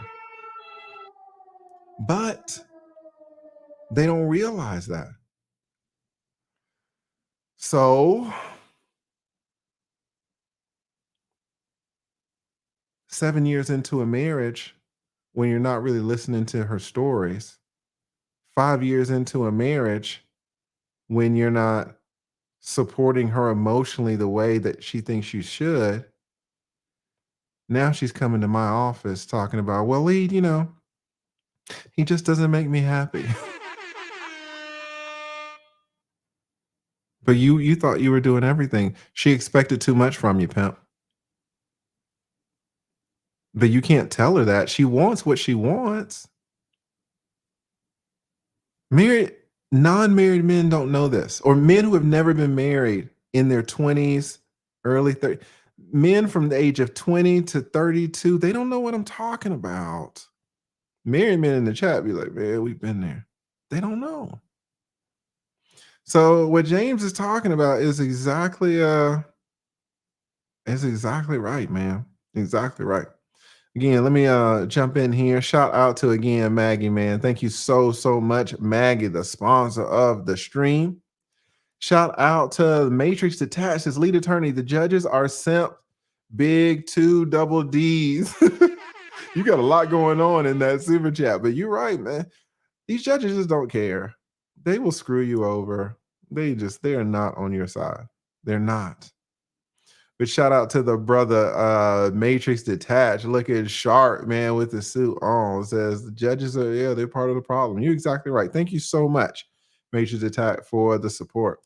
Shout out to Everett Jones, says a woman cutting it off for years is okay, and men are supposed to stay happy. Imagine if a man stopped telling her he loved her for years. How long do you think that relationship would last? 100%. Everett is exactly right. 100%. It's a what do you want to call it? It's a double standard, right? It's a double standard. Shout out without question. No comment, no question, just the pure love of the game. It's actually without question. No comment, no question. It is without question. Just supporting me for the love of the game. Thank you so much, man. Thank you. Shout out to Dat Boy Will. You want to talk about somebody killing it? Just like a Maggie, the substitute teacher, man, that boy Will is in the mastermind and he's getting after it. That boy Will in the last mastermind session had everybody just in silence, dropping knowledge on y'all's heads. If y'all are YouTubers or trying to be podcasters, trying to be content creators, and y'all are not in this mastermind listening to that boy Will, Deborah Will has learned so much and now is killing the game. We've all had to learn so much. I had to learn so much. Kevin Samuels had to learn so much. That boy Will is sucking it up. He's about to kill it. If one of the mods could drop that boy Will's channel in the chat, I'm subscribed to him. Excellent, brother. and just such a strong content creator. Says lead, everyone knows the white man. He said everyone knows the white man's ice is cold. I mean, you know, kind of saying the same shit, but it's okay. It's okay. The point, the point is that the message is received, right, and not necessarily who is received it from, right? Shout out to that boy Will, and again, Carrot Juice. I'm just fucking around, man. Shout out to Carrot Juice Podcast. Shout out to King Nothing. Thank you so much, King Nothing. Said Lee cooking today, the GOAT live in action. Realist attorney on YouTube. Lee did it first. Tell him, goddamn it. I know. Tell him. Shout out to my man King Nothing, man. Oh my God. Shout out to King Nothing, man. I really appreciate that, pimp. I receive it. And to be fair, James fucking cook. He was cooking on this thing. He's cooking on this one interview, right? He's cooking. This nigga been making videos for years, but he is cooking now. He's letting it know. He's letting it know. And I'm just fucking. Listen. I'm just fucking with Carrot Juice. I'm just teasing. Carrot Juice. I don't know, man. Niggas be fucking around with one another. Shout out to my man Carrot Juice. If one of the mods could drop the link to my man's channel in the chat as well. Carrot Juice Podcast. Excellent, brother. Excellent. Who else we got? We got Angel. Got Angel Griggs in the house. Says, what can a common man do to get a ruthless divorce attorney and one that doesn't want a loss on their record? Because us dads are paying to lose. There's a lot in this, but I will tell you, divorce attorneys are not, we're not worried about our fucking record. We're not worried about our record. We want to win your case, especially if you are paying. Now, many men lose their case, and it's never because an attorney doesn't want a loss on his record. That's how prosecutors in criminal law think. But prosecutors in criminal law are different than divorce attorneys in family law. You say dads are paying to lose. That's true. But it's not because of the divorce attorneys. It's because of the system. The system. You know, because these same divorce attorneys, you know, James isn't going to necessarily rub your face in this. And I'm not necessarily going to rub your face in this. But when we represent women, we win. We win. You know, it's not like if we didn't want a loss on our record, we wouldn't represent you fuckers. Right? So why is it that the divorce attorney mostly wins when they represent the woman, but mostly loses when they represent the man? It's not because the attorney isn't trying. James is the same attorney, whether he's representing a man or a woman. I'm the same attorney, whether I'm representing a man or a woman. It's just easier. The system makes it easier to represent women. When you are representing women, you're on the offensive. When you're representing men, you're on the defensive. It is what it is. When you're representing women, you're taking. Take. Let me get some more of this alimony. Let me get some more of this child support. Let me get some more of this equity in the home. Let me get some more of this equity in the business. Give me a little bit more of that crypto. Give me some of that damn timeshare. Yeah, I know you got $4,000 extra in equity in the F-150. You're taking from everywhere. And as a man, it's all your shit. You're the defending ones. So don't look at me and James on this. It's not us. It's not us. I know it seems that way, but that's because you're not seeing the system. The system is messed up. It's the system. But great question. Shout out to Heat. Yeah, man. Heat was a great movie. What else we got in here? And then we're gonna get right back to it. Shout out to La Salvaje. I thought I saw the Savage in here. William says, I love you, Lead, but enough of the long stroke, man. Am I long stroking? See, if I don't long stroke you, then you'd be like, oh, well, no one ever said this on YouTube. Now that James has said it all, no one's ever. The fact that you said long stroke The fact that I'm the one who put that shit on YouTube. The fact that I long stroke y'all, and at the same time, y'all like, no one's ever said this. It's like, all right. But I get it. All right, so let's get back, since y'all want to hear some more of the white man. Let's go. Genuinely think that the secret to staying happy in a marriage is probably the same secret to maintaining a healthy weight. Don't wait till you get super fat and then try to lose the weight. Don't wait until you get really sick. Like, my sister is a dentist, and she always says, if you have a toothache, there's nothing I can do really. Like, I can pull the tooth, I can give you a root canal, but like, I can prevent you from getting a toothache. If you just come see me regularly and you just floss and you just brush your teeth, you'll never get a toothache. By the time your tooth hurts, something is already seriously wrong. By the time you're in a divorce lawyer's office, you're fucked. The whole thing's fucked at that point. Like, you'd be better off just, figuring out the preventative maintenance, right? Like, change the oil in your car. Like, so if you reverse engineer divorce, like most people, the marriage killer, the cheating or the gambling or the whatever, that's the symptom. Like, the problem is these little disconnections. One of the best stories I have is I had a client who I did her divorce. Listen to this, guy. And we'd spend a lot of time together, because you do. When you're a divorce lawyer, you spend a lot of time with people and you get to know them very well. I mean, people will lie to their therapist. They won't lie to their divorce lawyer because A, there's no reason to, and B, I need to know everything, and it's all. Let me stop him right here. I want to get to the story, and I'm not going to make a big point about this, but he's wrong right here. He's absolutely wrong, and he knows he's wrong. He says that people won't lie to their divorce attorneys. Let me tell you, the man that you're looking at has been lied to 1 million times. These women lied to us, and these men lied to us too. So he's been lied to. I don't know why he's saying that, but that is not right, and he knows it. He knows he's been lied to 1 million times. Let's go. And we'd spend a lot of time together, because you do. When you're a divorce lawyer, you spend a lot of time with people and you get to know them very well. I mean, people will lie to their therapist. They won't lie to their divorce lawyer because A, there's no reason to, and B, I need to know everything, and it's all attorney-client privilege. And this woman, we were sitting outside the courtroom waiting on a break in testimony.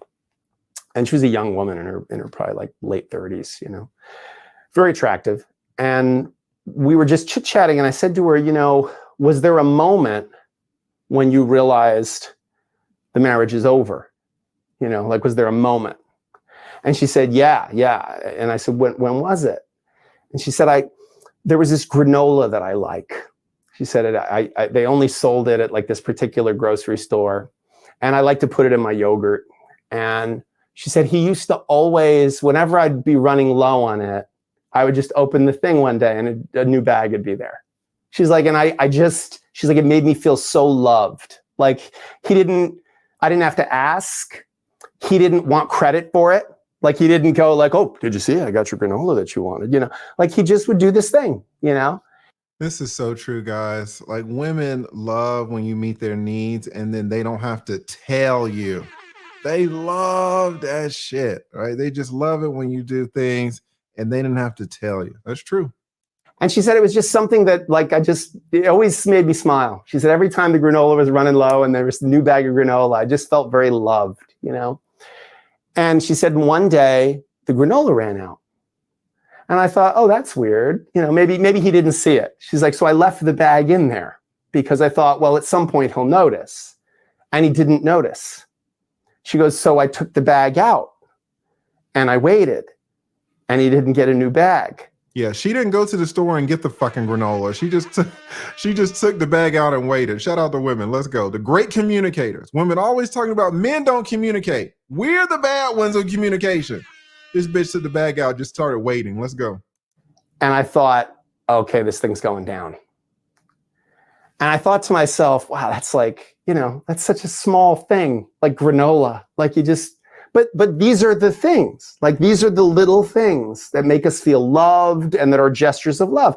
And when I said to her, was there anything like that for you with him? And she said, yeah, blowjobs. Wow. And I almost spit out my coffee. Wow. And she goes, no. She goes, when we were first dating and even first married, she's like, I used to give him blowjobs a lot. She's like, do it in the morning, took 2 minutes. And he was like super happy the rest of the day, you know? She's like, the rest of the day, he would like call me or text me and be like, oh, that was so good this morning. You know, I had such pep in my step now. And she's like, it was just like, what did it really take out of my life to do that? You know, and it made him feel good. She's like, and then I got to a point where I was like, well, you know what? No, I'll wait. And then tonight we can have sex and we'll both enjoy that. Like, what do I owe him a blowjob? Like, no, you know, like I don't owe him that, you know?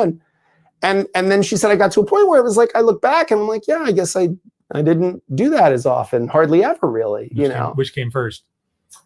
You know, I said that to her and she said, I couldn't tell you. She said, but I think it's the same thing. It's the same thing. And I do think it's the same thing. Yeah, and I'm not saying blowjobs and granola is all you need to know, but, and I'm not, by the way, I'm not saying that a blowjob is a small thing. I don't think I have any right to. I've never given one. But it seems like a phenomenal feat, and I'm grateful for everyone I've ever received. But I don't think it's a massive investment, right? Just like buying someone's granola is not a massive. But when you love somebody, you love doing things for them. Right, their pleasure you love pleases making you. their life better. Their joy pleases you. Like their happiness makes you happy. Exactly. And somewhere along the line, and it happens a lot in marriage, it becomes, well, I'm not happy. Why should you be happy? Right. You know? And then that creates a spiral. And I really believe that that spiral could go in the other direction. Like if he did the granola, I think the blowjobs would have come, you know? And if the blowjobs were there, I bet he'd have bought the granola. Like I can't prove that. There's no control group, you know? I can't run that research, but yeah, to me, hey, shout out to Jay. Listen, that's a crazy fucking story, right?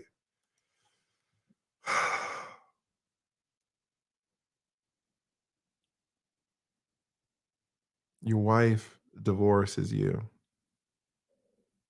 because of granola. So many men come into my office crying because they just got served at their place of employment. And they say, you know, they didn't see it coming. No man knows he's going to get divorced because he didn't refill the goddamn granola. That's not a thing. Now, a lot of men, you know, what did James say? James says, listen, you know, these marriages, it can be like a toothache. Once you let it get down so far, if you're in the dentist chair and you've got this massive toothache, you're already fogged. It's not like, oh, we'll just put some fluoride on it. No, you're fucked. That's how marriages are. When you guys show up to our office, it's almost a wrap, to be honest. There's really no saving it. He also, you know, he's talking about this whole granola thing, and she stopped giving blowjobs. And she was like, well, I was giving them all the time at first. 100% this lady's white. I was giving them all the time at first. But then, and you know what he said? And this is how he's like, oh, this dude knows. He's like, she said, well, you know, I'm not gonna give you a blowjob. I'll just wait till you come home. We'll both have sex. We'll just have sex. That way we'll both be happy. I remember I got a few white friends, and one of my best white friends, you know, confided in me that his then wife is divorced, but this then wife stopped giving him blowjobs years prior. And she used this same logic. I was shocked. I was in my 30s. I had never heard this logic from women before. Check this out, guys. This is the logic that your girl might hit you with. If your girl hit you with this, she says, well, if I give you a blowjob, you are the one that's getting the pleasure. But if we have sex, then we're both getting pleasure. And to be honest, it's like, I see that. It makes sense. Because sometimes, especially when you get older, guys, I just want a straight blowjob. I don't want to move. If I'm feeling energetic, I'll stand up. But sometimes y'all just hook me up 10, 15 minutes. I'm good. Why are you going to turn this into a damn hour-long production? I got to turn the goddamn AC up. You know, I don't want to get all hot. No. Just hook me up for a good 15 minutes. Let me roll over for 15 minutes and go to sleep. I wake up, take you to dinner, man. It ain't got to be a whole production. But these women are like, no, because then you won. You got over on me. Whenever your wife starts thinking you got over, it is a wrap. It is a wrap. You know, the last relationship I was in with my ex, man, I love that girl too. Whenever I would do stuff for her, and I would do a lot for her, I never one time thought that she was getting over on me, even though I was going over and above. And when we were together and some of the shit that she was doing, boy, but it never came across. Oh, remember that I did it? Remember, I put extra energy into it and I went over and above. It was never expressed that we were going over and above and we wanted credit for it. The second you start counting, oh, I did this, now you need to do that. The second you start keeping track, it's a wrap. If you keeping track in your marriage, it's gone. It's gone. Now, I'm not talking about, even then, but I'm talking about like with y'all too, making each other happy. It could be, you got the damn 6-month-old and she done changed the diapers 4 times and damn kid shit every now. Oh, well, it's your turn now. Well, that's a little bit different. You got a third party involved on that. But I'm talking about in terms of making you guys happy. If you're like, well, I can't make you this happy because you still need to make me happy, throw the whole marriage in the trash. It's a wrap. Then with my friend, it was interesting. This is some white people shit too. It got to the point where I don't know what the hell was going on with her, but she only wanted to do anal. Now, my friend was like, well, it's sex. So, okay. And he went years with no vaginal sex, just anal. I think that's heaven. But, he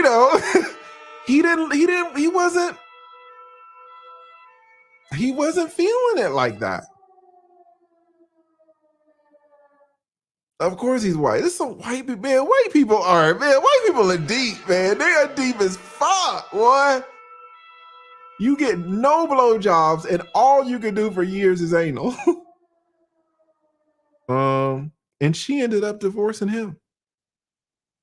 White guys, man, let me say something about white guys. They are super, they can be super into this whole duty, obligation, responsibility thing, and they will sit there and suffer for years. The wife's like, no more blowjobs. Well, no more blowjobs, 40 years for you. You're done. And they'll stick in that shit. She had to divorce him. And she took a lot of shit on her way out. Just left him with a shitty dick. Like, damn, it's tough, man. This is what people don't realize. Now, he says, well, the woman says, well, you stop getting me granola, so I'm going to stop giving you blowjobs. So now you got to race to the bottom. You didn't refill the granola, so now I'm going to give you less blowjobs. Oh, you going to give me less blowjobs? Now I'm not, refilling your gas tank at night.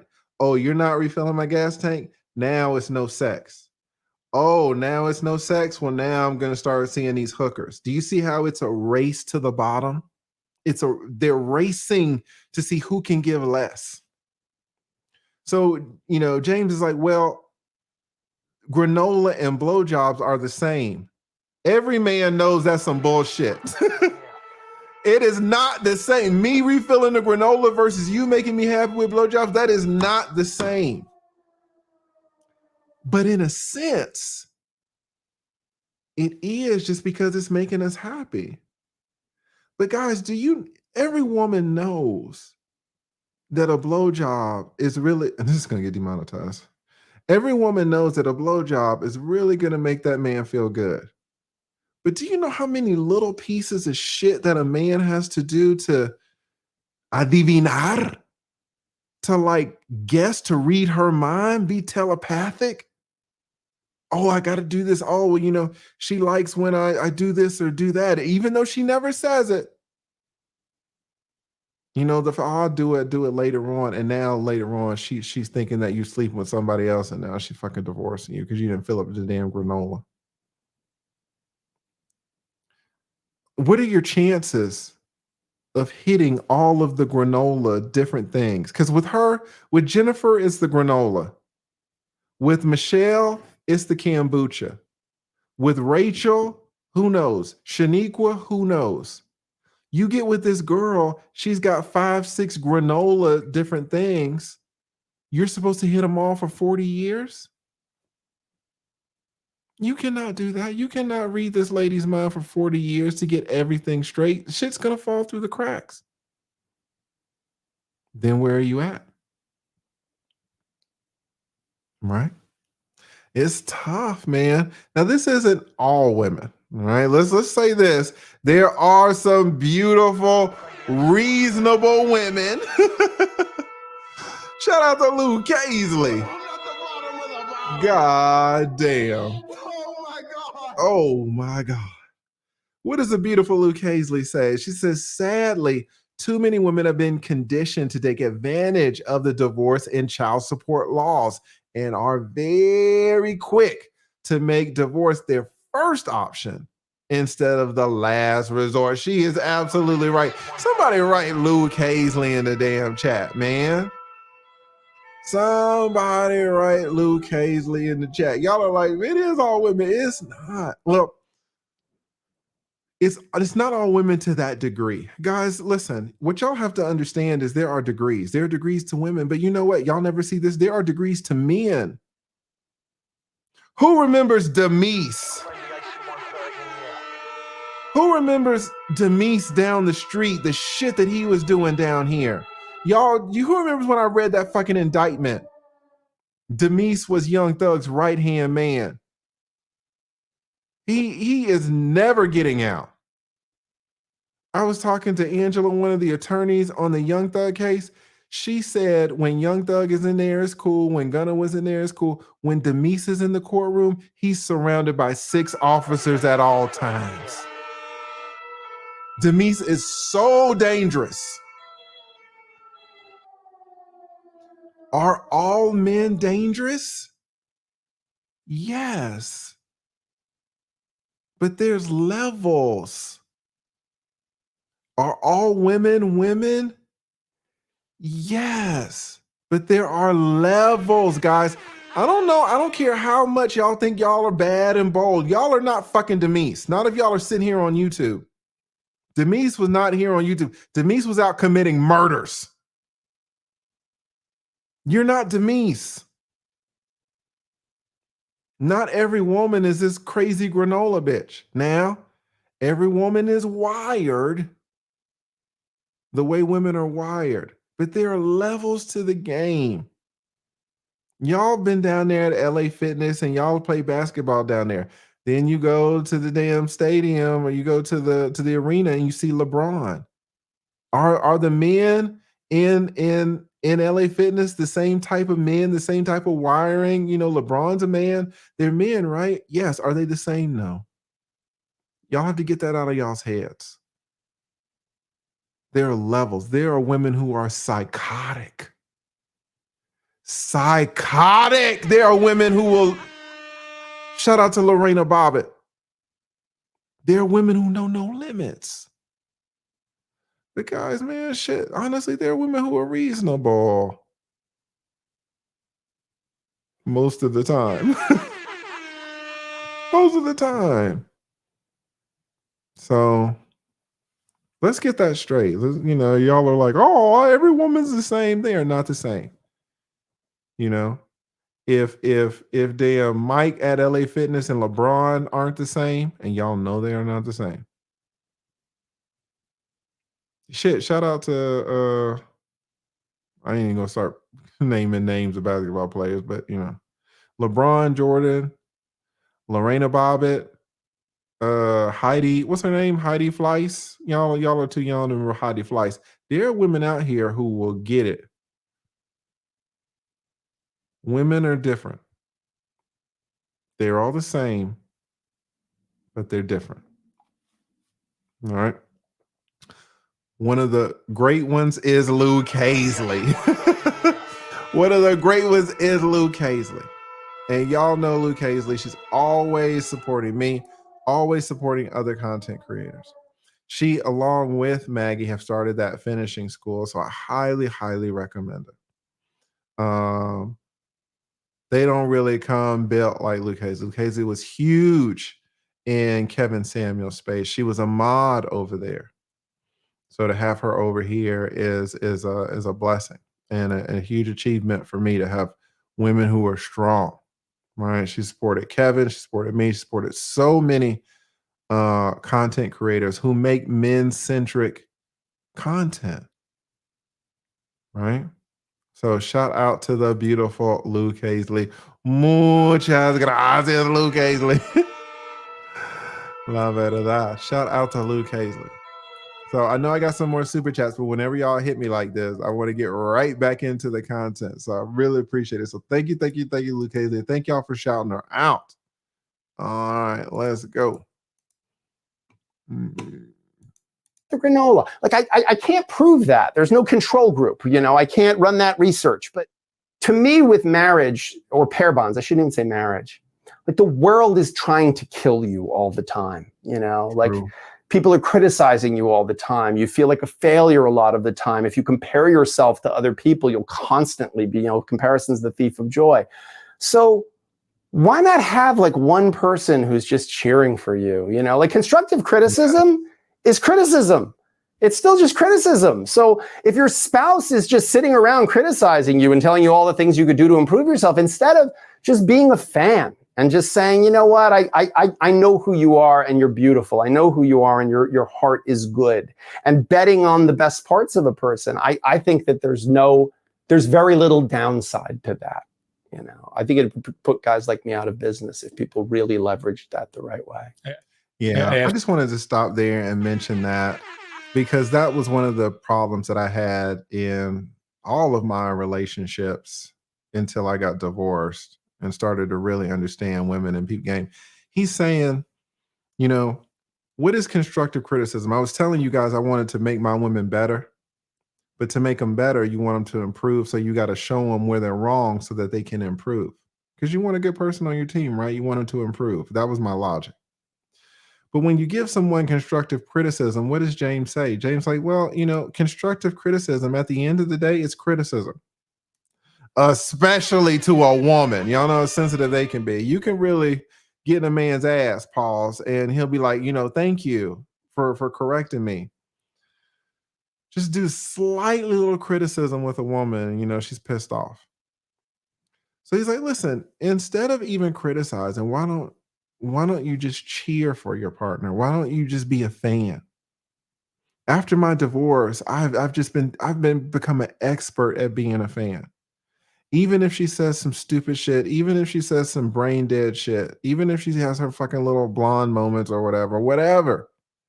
I'm just like, yeah, I ignore the bad shit. And whenever they do something good, I cheer them on. And so I wanted to highlight this part too, just for guys in relationships. I didn't learn this until, not too many years ago. I went the vast majority of my life trying to make my women better, and it's just better if you just either accept them as how they are, or just if they're unacceptable, just get somebody else. Because really trying to improve them, it can do damage. It's better to find someone who you can just like, yeah, man. Like my last ex, oh man, I didn't try to improve nothing. Was she perfect? No. But was I perfect? No. And she didn't try to improve me. And we were just cheering for each other.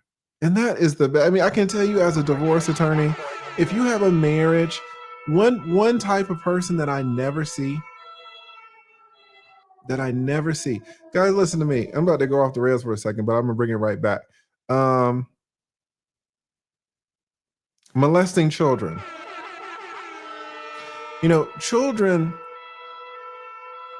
when they're naked, they get a sense of their private parts. even when they're young, like 6 months, a year old, studies have shown that children know that their part is private. How do they know that their part is private? Because people don't touch them there normally. You got a 1 year old, people are patting the 1 year old head, grabbing them by the arms, grabbing them the shoulder, but they're not all, in the taint area. So children learn that these areas are significant because not that they're being touched, but because of the lack of touching. They learn that there is something there from the lack, right? That's how a lot of science is a lot, this air that we breathe, you can't see it, but you can know that it's there from other means. Me and James, we see couples whose relationship is on the brinks of disaster. Sometimes their relationship is in full disaster, but we also notice what we don't see. And if you combine what we see with what we don't see, it's the whole damn thing. It's the whole thing. One of the things that we never see are couples who are in a divorce, but they're cheering for each other. You never see it. You never see it. I've seen it. I think I've seen it like twice in 20 years where the couples were I had this one couple come in, they were young, they're like 24, 25, and they, the dude hit the girl. And I was like, I thought I was going to call the cops, but they were just playing. They were like, no, no, no. They were just playing. Like, they were so happy. They came in, told me what they wanted, signed the papers. They didn't have no kids, even 24, 25. They have no nothing. They just signed. I prepared all the documents, signed, and it was done. But they were great friends. I think it's because I think it was a fraudulent marriage, to be honest. I think it was for immigration purposes. But whatever. When you think of a normal divorce case, no one is cheering for the other party, not one. And they probably weren't cheering before the divorce. So, guys, a great relationship is when, and Chris Rock said this in his Tambourine special. He was like, don't compete with your woman. Can you believe Chris Rock's wife, ex-wife, was competing with him? Do you know her name? Exactly. How can you compete with Chris Rock? But familiarity breeds contempt, right? You ain't no better than me. I've seen your dirty draws and all this and all that. And she's talking to Chris Rock. She doesn't view him as better than her. And it's Chris Rock making millions. So she wants the same clout, the same respect, the same everything. And they're both humans. So I get it. It's not like you can be a superstar in your own house. But once y'all start competing with one another, once there's contempt with one another, once y'all, you're gonna end up in our office. There's no coming back for it. So what he said right there about being a fan, that's totally true. And that's the opposite of divorce advice. That's relationship advice. But I absolutely wanted to point that out because that's huge.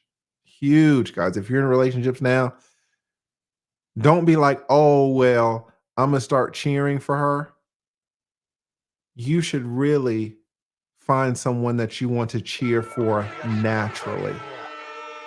Do not be like, oh, I'm gonna fix my relationship by starting to cheer for this bitch. No, if you weren't cheering for her before, she's the wrong one. And I know the majority of y'all are not in relationships where y'all are cheering for one another.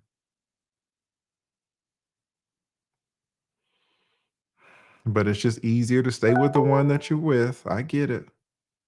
But James dropped a bar right there. To me, that's the most significant thing that this dude said, because you won't be seeing this dude if you're with a person and y'all are cheering for one another. You will not be seeing them. As a 20-year divorce attorney, I'm telling you, that's the most important thing that he said in this damn interview. So, at any rate, let's keep it going. I asked you earlier if you believe in love, which you said you do. Do you believe in marriage? I mean, I believe people believe in marriage. No, but do you? All right, we're coming in hot. James, do you believe in marriage?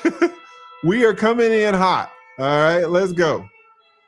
Yeah. Do I believe in marriage? I don't. I don't seeing think what it's a you've seen. useful technology. I Wow. understand culturally why people do it, He said no. but I don't think people should need it. I know I certainly don't need marriage. I don't think marriage. I was married. I was married before I really ever thought about what does that mean. You know, I married my college sweetheart. You know, I got married because that's what you do. You get married. You know, but I hadn't thought about it as a technology and why it's there. I didn't understand it the way I do now. Yeah. You know, there's a line from a Joseph Brodsky poem that he wrote when his wife died, where he says, "I wish I knew no astronomy when stars appear." And I feel that way as a divorce lawyer. Like, I wish I knew no astronomy when stars appear. I wish I didn't know what the end of so many marriages looks like, because I think I would have a more optimistic and unrealistic view of it. I would. Yeah, but you'd be divorced and giving away half your. Right there. I don't know how much he's got to say, but guys, none of y'all understand marriages like we do. And it's not because we're smarter, and it's not because we're older. It's just, this is what we've been doing our entire adult career, our entire adult life. This is what it's been dedicated to: marriage and divorce. He was married. I was married. What did he say? When he got married, he didn't understand marriage the way he does now. What have I been telling you guys? When I got married, I did not understand marriage the way that I understand it now. You want proof? I got married without a prenup. I've been telling y'all since I've been on here at the age of 44 to get prenups. So, oh, lead attorney, you're telling me to get a prenup. You didn't get a prenup. Yeah, because I didn't have a 44-year-old attorney telling me to do it because I was 29 at the time. Just like James said, I didn't understand it at the time like I do now. And so many of y'all who are 24, 26, 32, y'all do not understand it. Why it's so important for you guys to talk to people like us. I've told you guys so many times, the best thing you could do if you want to get married. No, what do I say? The best thing if you're a parent and you have a son that wants to get married, I say save up $300, $400, $500. Take that boy, put him in the car. Don't tell him where you're going. And you take him down to a divorce attorney's office. Someone who only does divorces and someone who's been practicing 10 years. And you walk in and you take that $400 cash and you put it on the receptionist desk. And you say, I want somebody to come talk to this boy for an hour. If he's talking about he wants to get a ring and fiance this, just have, because he doesn't know what he's getting into. And if we're honest, you don't know like we know. Even if you've been married 2-3 times, even if you've been divorced 2-3 times, you don't know like it's not a good view, it's not a good face. You don't know like James knows. There are things that James could tell your son that you will never be able to tell him. James can tell it in ways that you will never be able to tell him, because James has seen so many things that you will never see in your life. Same with me. This is stuff that we didn't see when we were married. But we see it now because we've been in the game for so long. Right? Um, if you're getting married for the first time in your 20s and even early 30s, you're kind of going in blind. You really need to talk to somebody. All right, let's go. Here. And I feel that way as a divorce lawyer. Like, I wish I knew no astronomy when stars appear. I wish I didn't know what the end of so many marriages looks like, because I think I would have a more optimistic and unrealistic view of it. I would. Yeah, but you'd be divorced and giving away half your. I'd be foolish. Yeah, I'd be as foolish. But I don't know that. I don't know that it's always good to know. Right? Sometimes there's tremendous joy to be had, and like falling feels like flying for a little while. You know. So you hit the ground. Yeah. It feels really good. But as I said earlier, now that the life expectancy of man is around the 80s or something. Yeah. Then it's like, so you're going to do this from your 20s or 30s until you're 80? Well, marriage is a technology that was designed for when women died in childbirth and when men died in their 40s if they were lucky, 50s if they were super lucky. Like if you were in your 50s, your 60s, you were an elder.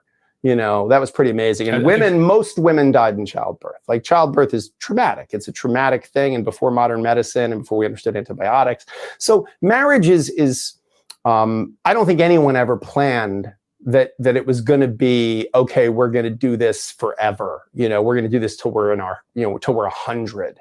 I mean, but I think that's part of a bigger problem. I don't remember who said it, but I remember someone saying, I can't remember who it was, but we are prehistoric creatures, right? Like we are biological creatures living in medieval institutions like education, work, with godlike technology. And now medieval living. Wait, what did he say? What are we? Let's run this back. I don't remember who said it, but I remember someone saying, I can't remember who it was, but we are prehistoric creatures, right? Like we are biological creatures living in medieval institutions like education, work, with godlike technology. Facts. Listen, biological creatures living in medieval institutions with God-like technologies. This is so true. That's a huge problem with marriage today. These damn phones. Through discovery, I see what's on these damn phones. And, shout out to the men. Y'all got some trash on these damn phones. I remember one of the best things that ever happened to divorce attorneys was Facebook. Man, when Facebook hit, y'all don't remember when Facebook hit. We got so many divorces when Facebook blew up because of this thing called instant messenger. Ooh, people started making connections with high school sweethearts and high school friends and people that they knew in college, and everybody started fucking everybody. Before, it wasn't really like that. It was tougher. With these technologies, divorce has become, or marriage has become, so much tougher. I can open this thing. I can open up Hinge right now. Hundreds of women want to go out on a date with me. Hundreds. Now, who do they want to pay? They want me to pay. And I'm taking them, folks, take them somewhere nice. It's like all of y'all I'll leave all of y'all on red. I'm like women these days. I might swipe on a bitch just for the attention. I'm never going on a date with you. Right? And that's back when I was really on the market like that. It's too easy. Now, let me say this too. We need to acknowledge, I don't want anybody to feel bad. I'm in Atlanta, all right? If I was in Miami or if I was in, Los Angeles, I wouldn't be killing it like I'm killing it on the dating app game. Because a lot of men, I think, struggle on dating apps. But that's because they're not in Atlanta. If you 6'3" and can put attorney in that little bio thing, 6'3" attorney in Atlanta, please. Oh my God, it's too easy. It's too easy, right?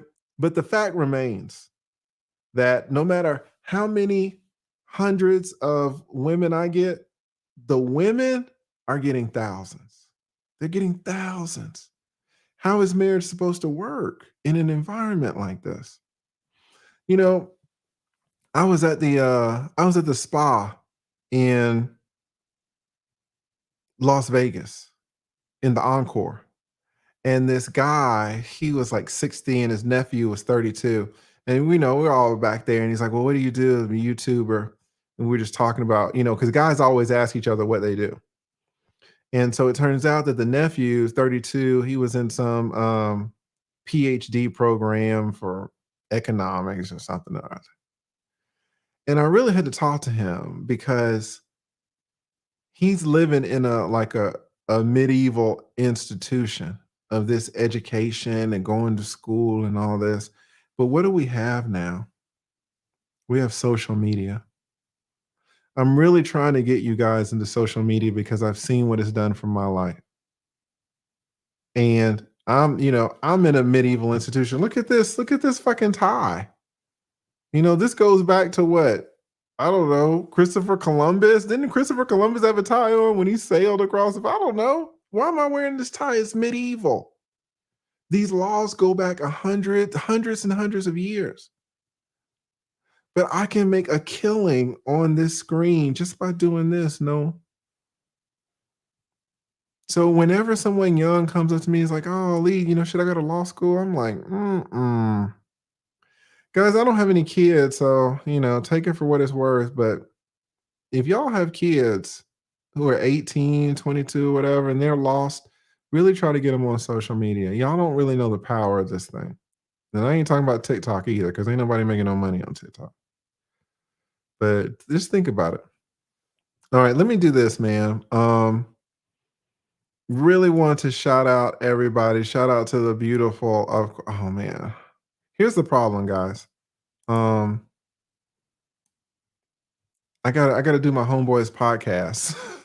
And I actually gotta drive up there. So I need to kind of end this.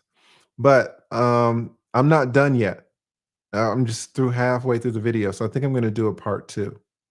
Before I do that, though, I want to just shout out everybody, man. Shout out to Perry Unlikely. He says, TLA, I like the fact that you constantly acknowledge that a marriage isn't a failure just because it ends in divorce. Like people saying an NBA career was a failure if they didn't get a ring. There's nuance, 100%. And shout out to Perry, man. Perry is married. He's down here in Georgia with me. Beautiful kids, beautiful wife, man. Beautiful wife. Wife stay on code. I met Perry and his wife. I was like, hey, his wife looked at me and rolled her eyes. I was like, oh my gosh, I know who you are. Shit, Perry, what? Perry's wife was on code, man. Shut up. Straight rolled her eyes. I know who you are, nigga. I was like, God damn, she's beautiful. Absolutely beautiful wife. Shout out to Perry. God damn, beautiful wife. My wife was not having it. Shout out to Paid. Says arranged marriages, Jehovah's Witnesses, and Mormons have the lowest rates of divorce. Learning from the past and faith saves marriages. Go figure. That's true. That's true. Shout out to Marriage, Politics, and Sports. Says the dude is not exactly right. He is overcomplicating the situation. I don't feel like a unicorn, but the key words are balance and compromise. I don't know what James is overcomplicating, but I hear you, pimp. Shout out to Keita G. We got Keita G in the damn house, man. What does Keita G say? Say the fact that people fake the funk, living up to being a person's everything, but that's getting tiring and is not sustainable. Facts. Then they are surprised when the inevitable happens. My captain saving the good days are over next. Y'all know Keita, man. Y'all know Keita. Keita was a high value woman. Just like me, just like James, she is an attorney. Shout out to Keita G, man. She is counsel. I should put her up here on the screen too. I should put her IG up on the goddamn screen. Have y'all going crazy. Shout out to Keita G, man, an attorney up in here, man. She said, listen, she ain't trying to save nobody. But to be honest, these women weren't trying to save us before. I don't know. Maybe that's not true. You know, when they were 23, 25, they want to save like the thug, or they want to save the guy that was sleeping on their couch. So let me take that back. Some women do try to save men. That's true. Keita's G said, not anymore, though, nigga. Not anymore. Shout out to Keita G, man. When are you coming to the ATL, man? We gotta do dinner. Shout out to David X, says mucho gusto. Yes, Tyrone. That's what I was looking for. Shout out to Marriage Cause Divorces. Save Tyrone. That's true. That's absolutely right. Oh, look who we got in that chat. We got the Russian. Shout out to the Russian. No comment, no question, just the pure love of the game. Shout out to the Russian. When are you coming to the ATL? You know, I'm trying to see something. Trying to see what you got going on. Shout out to the Russian. Shout out to Ari Nicole. Ari says, I'm good at blood on my Ari Nicole. When are you coming to Atlanta? When are you coming to Fogo? Ari Nicole. Ari Nicole speaking my language. God damn. What is Ari Nicole? Ari says, my last comment got me kicked out of finishing school. In all seriousness, don't neglect your man, ladies. Yeah, she is absolutely right. Do not neglect your man, especially if you're good at it. Shout out to the beautiful Ari Nicole. All right, I'm sure if you apologize, the beautiful Maggie and the beautiful Luke Hazley will let you back into that finishing school. All right, maybe because you going to get it, right? You going to get it. That's what's up, boy. You leading with the right things. In the manosphere, they be trying to tell men don't lead with your wallet, but you doing it right. So shout out to the beautiful Ari Nicole, and shout out to the captain of the chat today, boy. This was his day. If there's any day, this is Marriage Causes Divorces Day. Well, he is the captain of the damn chat. What does Marriage Causes Divorce say? I wish they chose you for this 1 million view collab lead. You know more about genetics, resources, smooth cats, and areolas. The best piece of content on YouTube is your men are not the prize stream. Talk to them. They don't know, man. See, Marriage Causes Divorces know the content. There's no one dropping nuanced shit like me. They don't want to hear. They don't want to hear. You know, Carrot Juice just wants to say, I even gonna say it. But thank you so much, Marriage Causes. I really do try to be thoughtful in this. And I try not to be an echo chamber. I said shit that y'all have gotten pissed off at. Boy, y'all did not like my take on the woman who committed paternity fraud. Y'all remember that skit that everybody thought was real and it turned out to be a skit? I had hundreds of men unsubscribe from my ass, boy. But to be fair, the women did not like my view on that dude that killed his ex-wife and the pregnant baby mama, boy. They did not. I don't sugarcoat it for y'all too tough, man. I tell you how I feel. I will say the only people that I worry about are like the 24-year-olds, 26-year-olds. I don't want them hearing this whole, never talk to a woman shit. I've seen the value that women have given in my life. Look at somebody like Ari Nicole. Imagine a man saying, no, I heard Lee say never talk to a woman, never love a woman, so I'm never going to hang out with Ari. You might miss a mind-blowing experience. Life is too short not to live a full experience. But you need to be safe. So I do worry about men on that front, but at the same time, I tell you the information that no one is really going to tell you. So I appreciate Marriage Causes Divorces for that. The Men Are Not the Prize stream is a fucking awesome stream. the stream that I did on the dude that killed the Jay Black dude, the dude that killed his ex-wife. Oh, it was a great stream.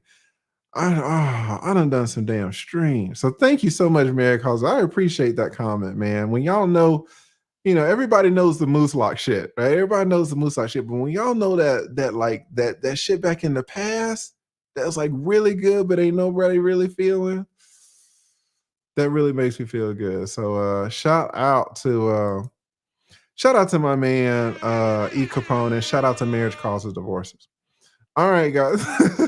I said, listen, Ari has a full DM today, man. Shout out to Ari Nicole.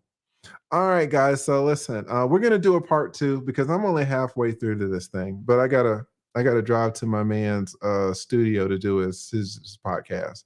It's called Stop the Madness. I'm not sure if it's gonna be live, or I guess not. He'll probably edit it and put it out, but I'll announce it when it's out. But thank you guys so much for all the love and support, man. Really cannot tell you how much I appreciate y'all. Shout out to Wrench Turner, man. Shout out to Wrench Turner, blasting your boy with the love and support. Shout out, of course, to Lou Casely, the beautiful Lou Casely. Ya saben cómo es. So beautiful, so feminine. And you can't think about beautiful or feminine without thinking about the sponsor of this stream. Y'all see her down there, Maggie, the substitute teacher. God damn. Oh my gosh. Shout out to Maggie, the substitute teacher. Please, guys, please write Maggie's name in the chat. Somebody write Maggie in the chat for me. If y'all could go check out Maggie. She has an awesome YouTube channel. She also has a finishing school with the beautiful Lou Casely. Women, please go check that out. That is only for women. And that will get us back on track as a whole. With me and James out here, helping the men, and Maggie and Lou Casely with the women, man, we're trying to get it all fixed up. Of course, I want to thank everybody. It's too many people to read all of the super chats, but just thank you guys for your super chats, your super stickers.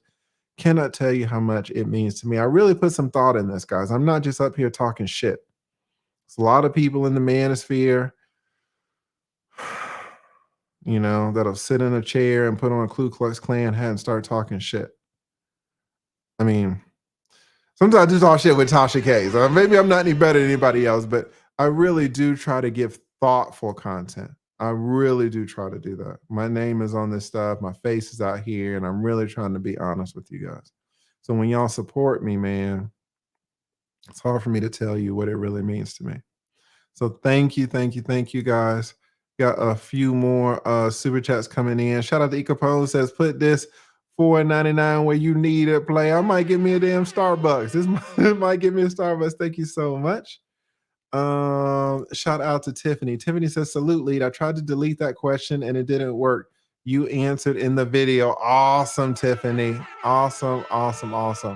Shout out to the beautiful Tiffany Shante. Okay, so this is part 1. We're going to do part 2 either tomorrow or Saturday. We're going to keep it going. Check me out on IG. I never promote my IG, but I've started to go live on there too. I just really want to get close to y'all, answer any of y'all's questions. Just chop it up with you guys. All right. Check me out at the Black Manosphere Conclave, September 8th to the 10th. Tickets are on sale. Y'all can come. Y'all can invite your boy to lunch or dinner, man. Somebody take me out. I'm tired of taking y'all out. All right. I know we've talked all about marriage and maybe some of the laws here and there, but none of this has been legal advice. I am not your attorney. I am the lead attorney, and I'm here to help you lawyer up. All right. Everybody have a good evening. Thank you again, Maggie, for sponsoring the stream. Shout out to Maggie, the substitute teacher.